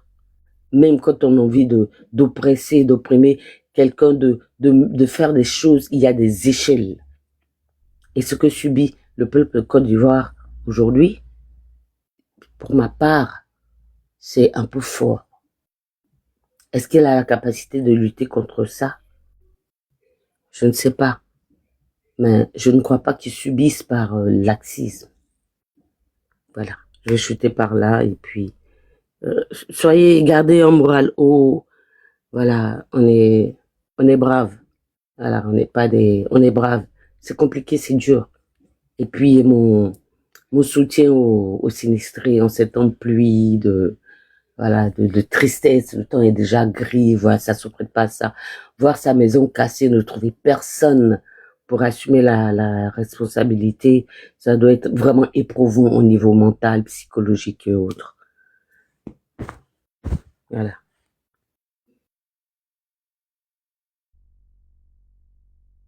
Bon, voilà qui est dit, hein, et puis les gens apprécient Les dire toujours égale à elle-même, hein, d'accord, Diane Audrey. Et bon, Monsieur Begré, on va vous écouter, et puis quand Jean-Yves voudra prendre la parole, n'hésitez pas à vous abonner à Jean-Yves, et puis mesdames, envoyez un message à Jean-Yves aussi. Vas-y, Monsieur Begré. Bonjour à tous, merci Monsieur Nsan.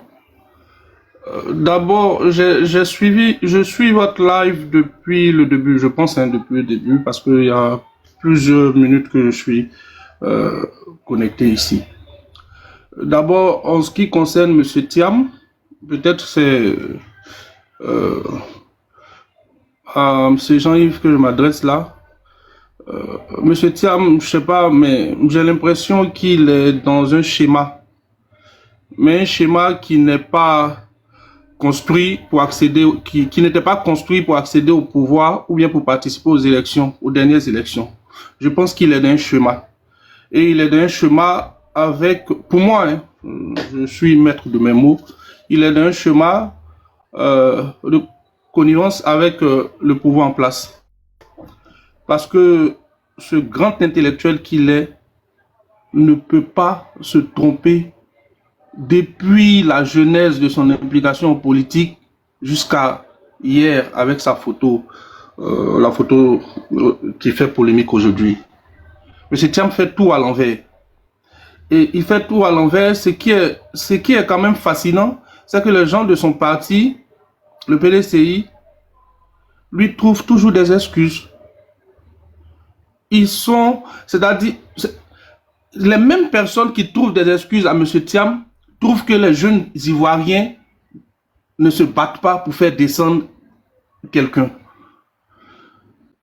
Comment on peut être autant indulgent avec un si grand intellectuel qui est en train de nous montrer que il ne sait que faire, il ne sait que diriger des entreprises, mais la politique, lui, c'est peut-être bizarre, mais j'ai l'impression que quand Thiam rentre en politique, il devient bête. Voilà, c'est pour dire en tant qu'Ivoirien.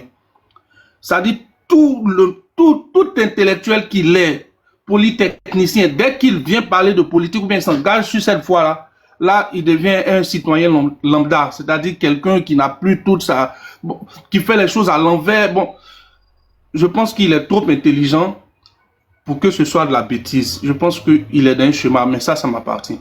Maintenant, je vais rebondir sur ce que le monsieur disait. Le monsieur qui parlait de la jeunesse ne fout rien, c'est... Bon, déjà, pour commencer, c'est pas tous les jeunes qui sont à Abidjan qui ont faim. Et par nature, quand quelqu'un n'a pas faim, ce qui se passe ne l'intéresse pas trop. Moi, je n'ai jamais voté. Je n'ai jamais voté parce que je n'attends pas que quelqu'un vienne définir un programme pour que ma vie s'envole.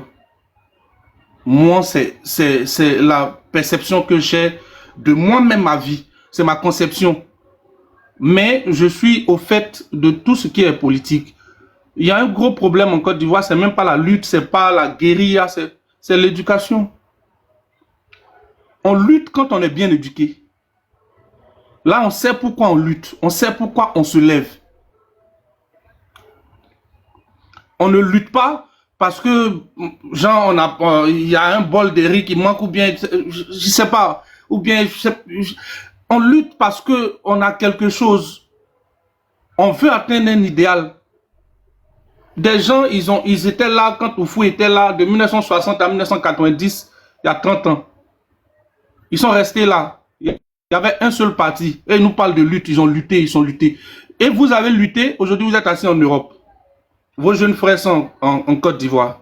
Vous êtes en Europe là-bas, vous vous plaignez. Bon, les gens qui ne peuvent pas lutter là, ils peuvent avoir un peu d'argent aussi pour essayer de traverser, pour aller s'asseoir en Europe et puis pour venir sur les panels pour dire, mais les gens qui sont là-bas, ils ne luttent pas. Vous êtes assis en Europe là-bas, tout peinard, et vous dites que les gens ne luttent pas. Les gens déjà luttent pour manger. Ils ne vont pas lutter pour faire plaisir à un activiste, encore pour mettre dessus. Quand les Sud-Africains sont levés, c'est parce qu'il y avait des leaders. Le monsieur qui parlait, qui est assis en Europe là-bas, qui parlait, qui taxe tout le monde de on est ceci, on est cela. Les jeunes ne sont pas ceci, ils se réveillent, ils veillent pour regarder un match de football. C'est le monde entier qui veille pour regarder le match de football. Donc, je ne pense pas que dans le monde, là, il y a sur 8 milliards, il y a 6 milliards d'idiots. Souvent, quand vous parlez aux autres, là, ne pensez pas que parce que vous avez traversé quelque part là-bas, vous êtes un peu plus mieux placé pour critiquer ou bien... En France aussi, il y a des gens qui souffrent. Aux États-Unis, pareil, il y a des gens qui dorment dans la rue. Il y a des gens même qui ont fait la guerre pour l'armée américaine qui dorment dans la rue, qui deviennent des mendiants, qui font la manche. Pas par choix. C'est vrai, il y a la misère partout. Il y a la richesse aussi partout. Les jeunes Ivoiriens demandent seulement à être bien formés. Quand ils auront fini d'être bien formés, vous verrez où notre pays sera. Des gens qui sont restés sous une dictature pendant de 60 à 90 et qui ont profité d'un chamboulement mondial au niveau, comment on appelle ça, politique, avec la chute du mur de Berlin, on vient de dire que les gens ne luttent pas. C'est pas par rapport aux beaux yeux de Gbagbo qu'on envoie le multipartisme. Ce n'est pas par la force de Gbagbo ou bien par la force de la lutte de je ne sais pas quel peuple en Côte d'Ivoire ici que le multipartisme a été instauré en Côte d'Ivoire. Ceux qui connaissent l'histoire savent quels sont ceux-mêmes là même qui ont poussé le vieux à instaurer le multipartisme et pourquoi à cette période-là. Donc à un moment là, ne venez pas nous parler de lutte. Celui qui lutte dans ce pays-là, il s'appelle Laurent Gbagbo. Il était en exil là-bas, il a tout fait pour rentrer dans son pays. Tous ceux qui sont partis avec lui à La Haye, qui partaient danser à La Haye là-bas, là, je pense qu'ils se sont tous arrêtés en France. Donc ils n'ont aucune leçon à nous donner. Aucune leçon à nous donner. Moi, je suis ici en Côte d'Ivoire, là, je me vois même en train de, que ce soit ado, que ce soit je ne sais pas qui, je ne me vois pas en train de partir vivre dans un autre pays. À moins que j'ai fait des choses, et puis bon, voilà. Il y a d'autres aussi qui sont sortis du pays, c'est vrai, parce que leur vie est menacée. Mais moi, si j'ai le choix, je reste dans mon pays tranquille. Voilà, je ne vais pas partir me mettre là-bas et puis venir fustiger la jeunesse. Non, c'est ceci, c'est cela, c'est ce... Ce qui se passe avec Koumassi Campement, là, tout le monde sait que M. Aloui, je ne sais pas comment il s'appelle là, n'est pas à la base de ça. Tout le monde le sait. Parce que de quel droit ce monsieur-là va se lever, mobiliser toute la force qu'il a mobilisée là pour déguerpir 34 hectares. Et puis un déguerpissement, c'est pas en 30 minutes qu'ils ont cassé toutes les maisons qui étaient sur les 34 hectares. Ça a pris quand même du temps. Donc, à un moment, le pouvoir politique ou le procureur ou autre, la première journée du déguerpissement aurait pu intervenir. C'est pas à la fin du déguerpissement, quelques jours après, qu'on se rend compte que non, on n'avait pas donné l'autorisation. Donc, nous tous, on sait dans quel schéma on est. Mais on est dedans. Aujourd'hui, en Afrique, c'est pas comme en Europe. Quand on déguerpit quelqu'un, c'est difficile pour lui parce que chacun dans son chacun. Ici, là, toutes les personnes, toutes les familles déguerpillent. À part tous les jeunes qui passent le bac, qui ont passé le BPC, bon, le CP, autres, toutes les personnes qui ont été déguerpies, là, connaissent quelqu'un où ils peuvent partir déposer tel bagage. On l'a vu pendant la crise post-électorale. Moi, chez moi, à la maison, à Marcory, il y avait au moins 50 personnes. C'est ça la Côte d'Ivoire, c'est ça l'Afrique. Donc, du coup, je peux comprendre. Nous tous, on est choqués par ce qui se passe, c'est vrai. Mais il ne faudrait pas que quelqu'un vienne nous donner des leçons en nous disant mais pourquoi les jeunes là, ils font ceci, alors qu'on a déguerpi ceci, on a déguerpi cela. Bon, c'est pas parce que... c'est bizarre quand même ce que je vais dire, mais c'est pas parce que ils ont cassé les maisons des gens à comment on appelle ça, à Koumassi Campement, que la vie de tous les Ivoiriens s'arrête. On est obligé de continuer de vivre. Mais en même temps aussi, on compatit. Aujourd'hui, je pense qu'il n'y a pas de réelle solidarité en Côte d'Ivoire. Sinon, ceux qui sont en Europe là-bas auraient pu... il y a une dame qui parlait d'ONG, de bâches et de chaises. L'Ivoirien a toujours été par le biais de l'église catholique. Les gens ont parti déposer des vêtements, un sac de riz pour les déguerpir. Ça se fait dans le secret, personne ne sait. Mais que des gens, à chaque fois, on reçoit des leçons, et puis de toujours ceux qui ont quitté le pays. Je ne parle pas de vous, hein, monsieur Nsan.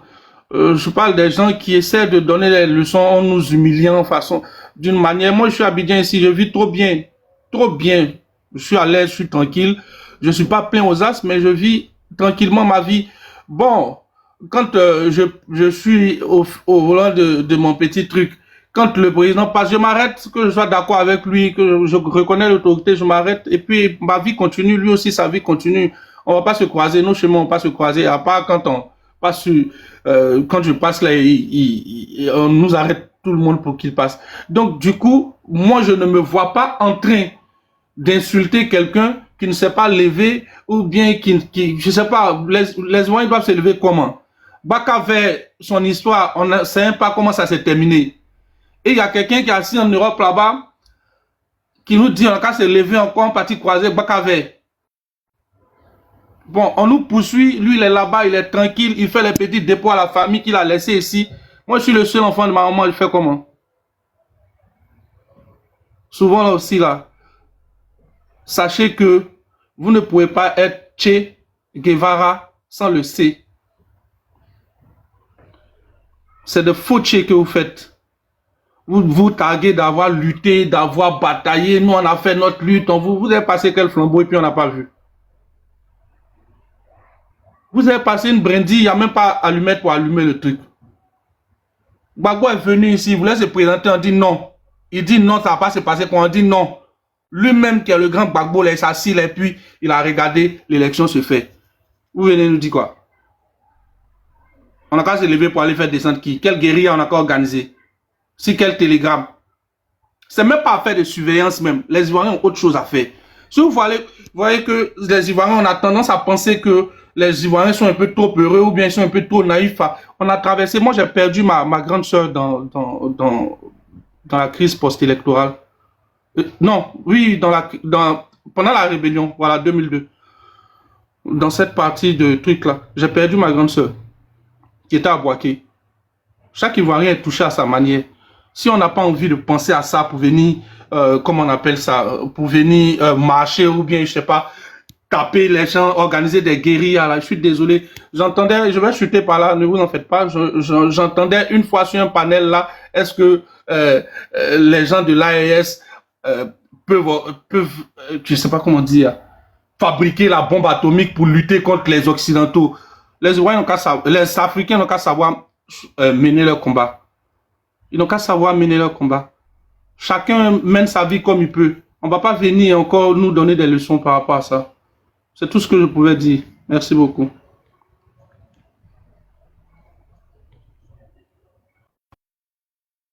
Ok, c'est très profond, hein, très profond comme message en tout cas. Je pense que chacun a pu retenir quelque chose. Ibra Colonel. Ouais, alors, ça. Oui, comment tu vas, Ibra? Ouais, bien. C'est comment? Ouais, ça va, mon vieux, dis-moi. Tu voulais dire quelque chose, vas-y. Non, comme je te vois en maillot, on dirait que tu es déjà prêt là. Bonjour, le frère qui vient de parler là. Bonjour, monsieur.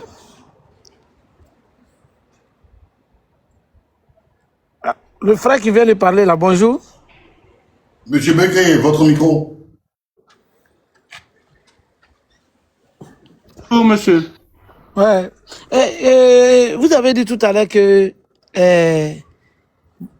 votre chemin avec le chemin avec Ouattara, ça, vous ne vous croisez pas, c'est ça, non? Votre chemin ne vous croise pas. Oui, oui. En même temps, c'est si quel chemin, et puis quand tu t'arrêtes là, et puis quand arrivé là, et puis tu t'arrêtes, et puis le policier te dit d'attendre, et puis il va passer. Vous auriez pu... Ah, ok, vous auriez pu comprendre. Non, c'est juste ça, je veux savoir. Puis moi, c'est pas votre sujet là, c'est la partie là qui me fait un peu bizarre. Quoi. Vous connaissez les métaphores? Oui, oui. Ok, si vous connaissez les métaphores, c'est ma réponse. Ok, merci beaucoup. D'accord. Ok, nous ça c'est comment? Nous en sauf que toi et moi, nos chemins se croisent pas, sauf si on se croise. C'est un panel. Non, pourquoi? Mon vieux, toi aussi. Ouais, nous sommes en maillot là, tu es prêt pour l'Allemagne là? Non, moi-même, maillot là même est là depuis où? Ah, d'accord. Mais bon, vraiment, je te suivais depuis le matin, je vois que les gens t'attaquaient, tu es allé dans l'anniversaire de Soro Diom. Et puis, bon, après, comme la personne a dit qu'il est dans tel parti politique, bon, après, je suis descendu parce que... Ok. C'était juste un coucou, hein. Ah. Le 25, tu seras encore l'invité spécial, hein. Ah bon? Oui, oui. Là, c'est la mort. On va parler en inbox après. On en sort, hein. Ça marche, super, ça marche. Merci, c'est gentil d'être passé. Alors, c'était Ibra Colonel et Monsieur Begré, grand merci. Hein. N'hésitez pas à vous repasser quand vous le souhaitez, Monsieur Begré. Vous êtes le bienvenu.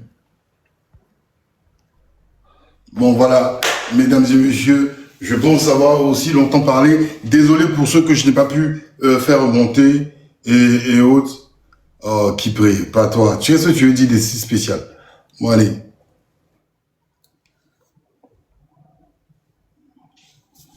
C'est une erreur. C'est une erreur, pardon. Ah, c'est une erreur.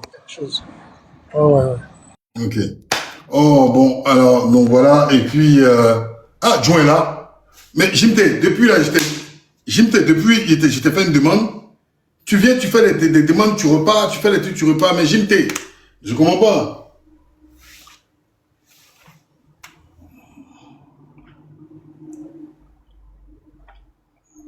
Un instant. Attends. Un instant.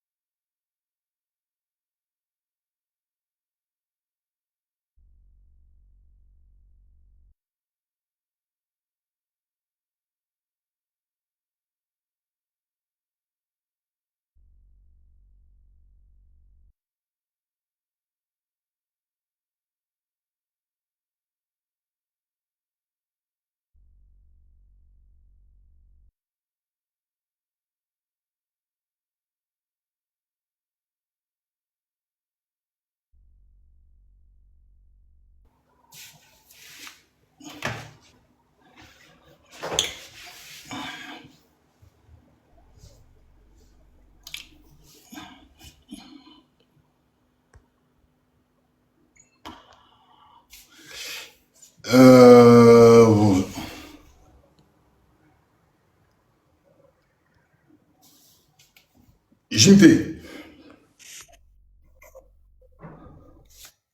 Jimte, vas-y, ouvre ton micro, Jimte. Ouais, c'est comment?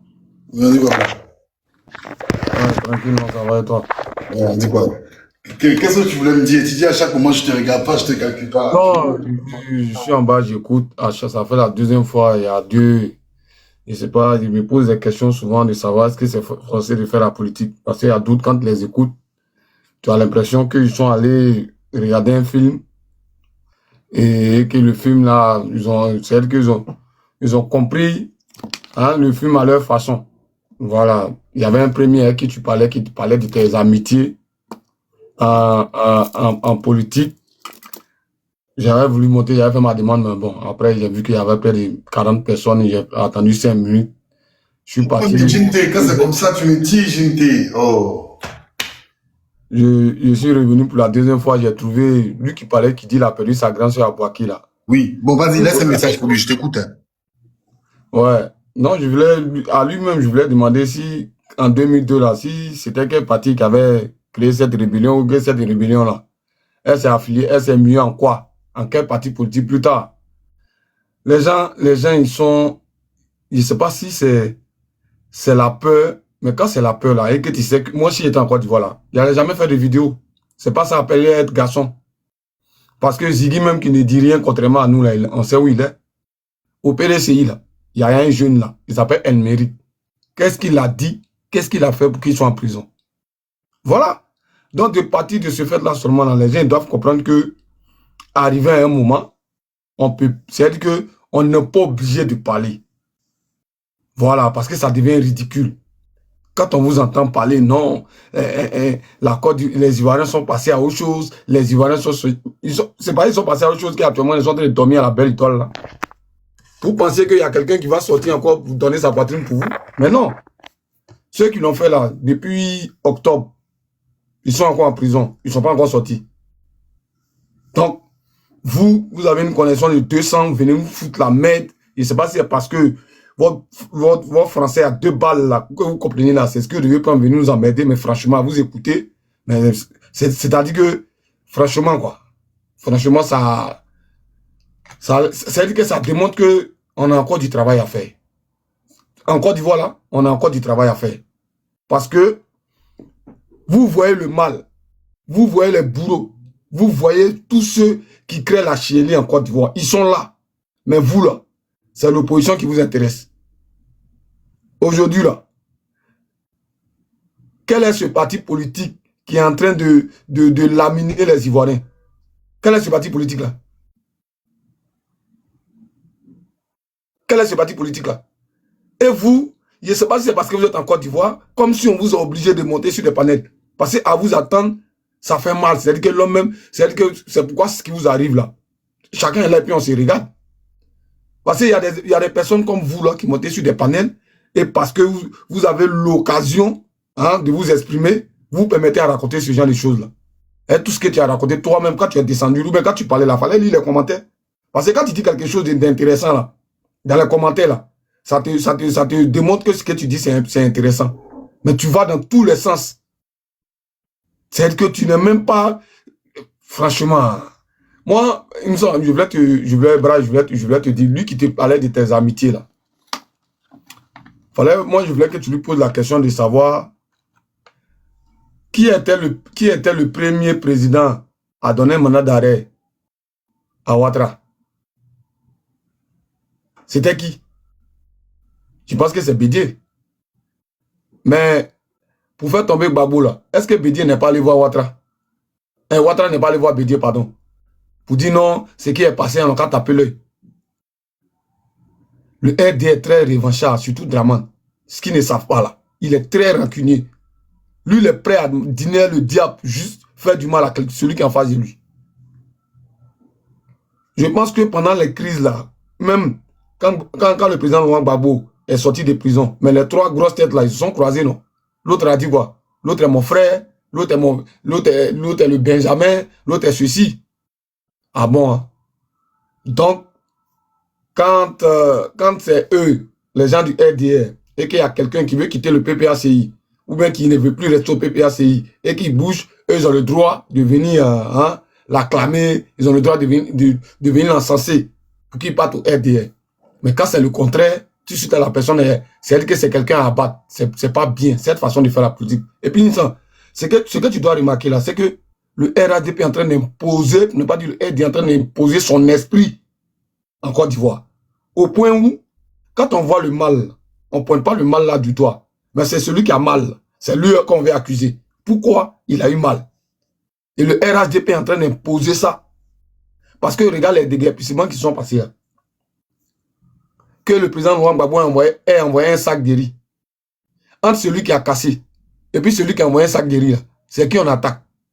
Que Assalé Temoko soit allé là-bas. Entre Assalé Temoko et celui qui a cassé là, qui on doit remercier. Tu vois? Et c'est cette politique-là. Et après, ils disent que nous sommes haineux. Pourtant, en réalité, là, c'est le rapport de force qui impose le respect dans la vie.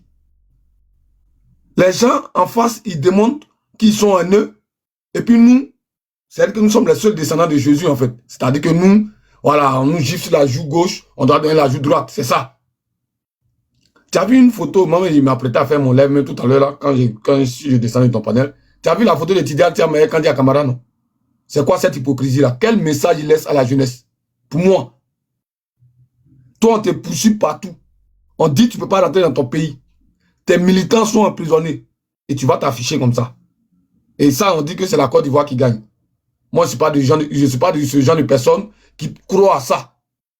Tu vois? À cette façon de faire la politique là. C'est-à-dire que, comme l'autre, il est plus fort que moi, je dois accepter tout ce qu'il fait. Mais c'est pas faire la politique, ça. C'est pas faire, c'est malheureux. Donc, du coup, Quand tu veux candidater pour la présidentielle, là, ils n'ont qu'à aller voir les parents. Ils vont voter pour eux. Ils n'ont qu'à laisser le pauvre peuple là. Parce qu'en gros, c'est ce que ça démontre. Tu vois sur les panels, les gens s'attaquer. Les gens se battent pour un gars comme Thiam. Et puis il y a l'acte qui va poser. Et on dit non, on doit faire la politique autrement. Ça, c'est la réflexion que voilà, on veut nous imposer ça. Du coup, toi, tu as trouvé quelqu'un qui a gâté ton enfant. Et aujourd'hui, quelqu'un que tu sais qu'il a gâté ton enfant. Hein, et aujourd'hui... Ok, ma puce, vas-y. Tu vois quelqu'un qui a gâté ton enfant, tu le sais très bien. Et ce dernier-là, quelques années après, lui te demande, il vient t'approcher, venir faire une amitié avec toi. Et toi, tu acceptes. Parce que, toi, au paradis, là, c'est toi qui as la clé. C'est toi qui sélectionne les gens pour aller au paradis. Pour moi, c'est pas faire de la politique. Et puis, en réalité, il faut que les gens arrêtent hein, d'avoir cette mauvaise foi, de vouloir venir justifier le fait que, oui, c'est-à-dire qu'ils voient le RDR en train d'agir de cette sorte-là, mais eux, là, c'est l'opposition qui les intéresse. Nous, ça, moi, il te dit aujourd'hui, là, il faut regarder. Il n'y a que 2 partis, d'accord, qui sont dans l'opposition. Il n'y a que 2 partis qui sont opposants en Côte d'Ivoire. Le PPACI et le GPS. Le reste, là, ils mangent ensemble. Le reste, là, ils sont ensemble. Ils font tout ensemble. Au sens propre comme au sens figuré. Parce que c'est ceux-là, aujourd'hui, qui sont en train de démontrer que, hein, pour faire la politique, il faut avoir le comportement de faux logo. C'est-à-dire qu'aujourd'hui, être transfuge, là, hein, ou être transhumant, là, c'est une bonne chose. Et c'est malheureux. Moi, j'avais voulu, mon sein était, tu vois, non, j'étais en truc, quand ces 2 personnes étaient en train de raconter les psy, là, franchement. Mais après, voilà, peut-être que tu n'as pas vu. 2 jours là, c'est pas, c'est quel go qui te voit, tu es sur ton téléphone, tu lances live, tu es en train de sur ton téléphone. Donc, tu n'es pas concentré en classe. Donc, c'est un peu, en fait, ça fait mal, sérieux, ça fait mal. Ça fait mal de voir qu'aujourd'hui, la mentalité ivoirienne est devenue aussi bas. Tu vois? C'est tellement bas que souvent, tu t'assois, toi-même, là, même, tu te poses des questions, mais tu te bats pour qui, même? Ou bien, tu as envie de te battre même pour qui, même? Franchement. Voilà un pays qui se dit puissant. Voilà un pays qui se dit puissant. Et c'est que pour une compétition, on refuse les, c'est-à-dire que on refuse les supporters de rentrer dans ce pays-là. Mais c'est parce que tu es faible. C'est parce que tu es faible. Tu ne comptes pas. C'est pourquoi on n'a pas besoin de toi sur leur territoire. Ils n'ont pas besoin de toi.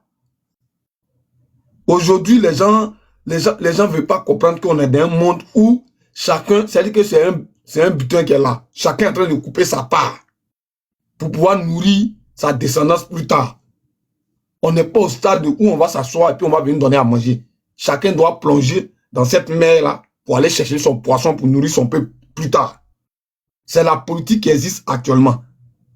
Mais non, pour d'autres, non, parce qu'on est ici panel de Moussa à tout blanc, on le voit à la télé, donc on vient, voilà, faut attaquer, ou bien faut dire tout et n'importe quoi. Franchement, ça laisse tomber. Après, on dira, il y a d'autres mecs qui disent qu'ils sont docteurs. Je ne sais pas si c'est docteur en débouquet ou c'est docteur en quoi. Mais franchement, ça doit être ce diplôme-là. Parce que, hormis ça, moi, je pense que hein, le diplôme, là, il se reflète par toi-même, là. Hein. C'est que ton analyse vis-à-vis des situations qui sont présentées à toi. Tu vois? Mais il y a d'autres qui se lèvent. Non, il y a bac plus Z, mais quand tu l'entends débiter, toi-même, tu as l'impression que ce gars-là, il a tout fait en crédit. Même ses diplômes, il a eu sans crédit. Et c'est malheureux. Et une franche partie de la population qui est analphabète, mais suit ce genre de personnes-là.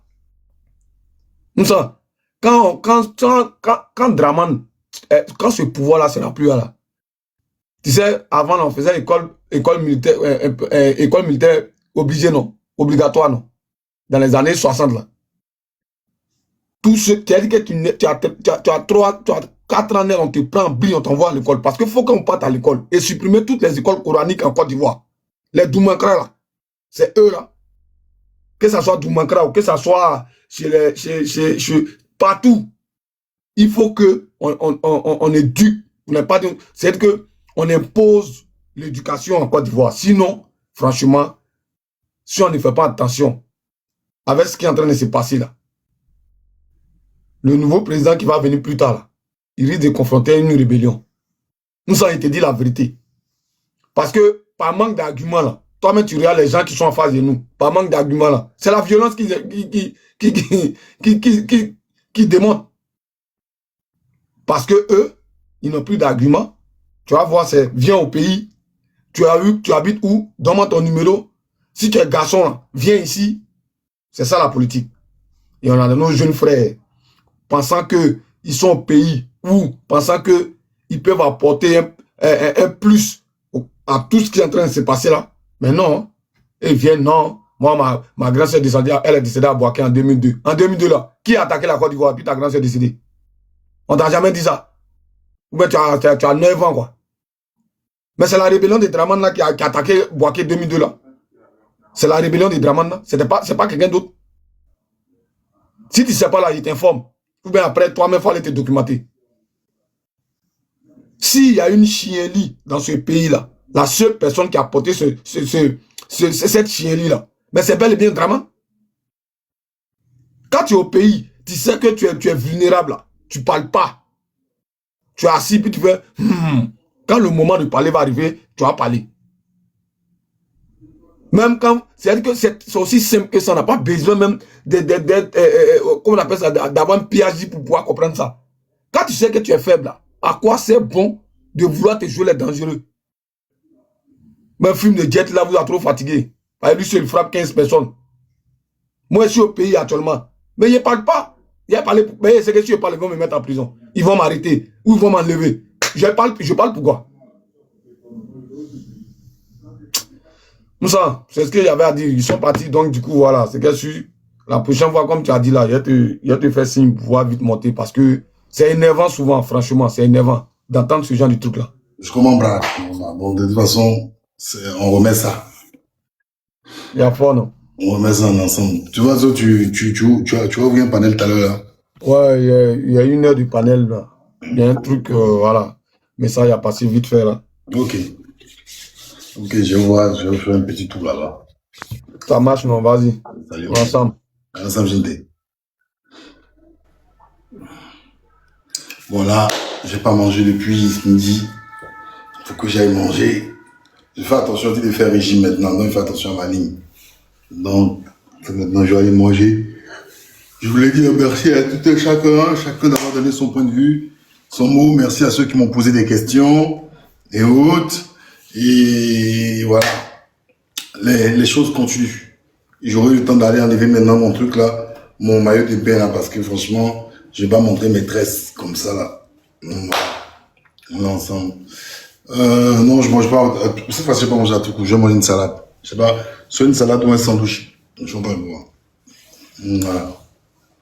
Donc, voilà, ça pour un prochain panel. Et puis bon, c'était moi. Ciao, ciao.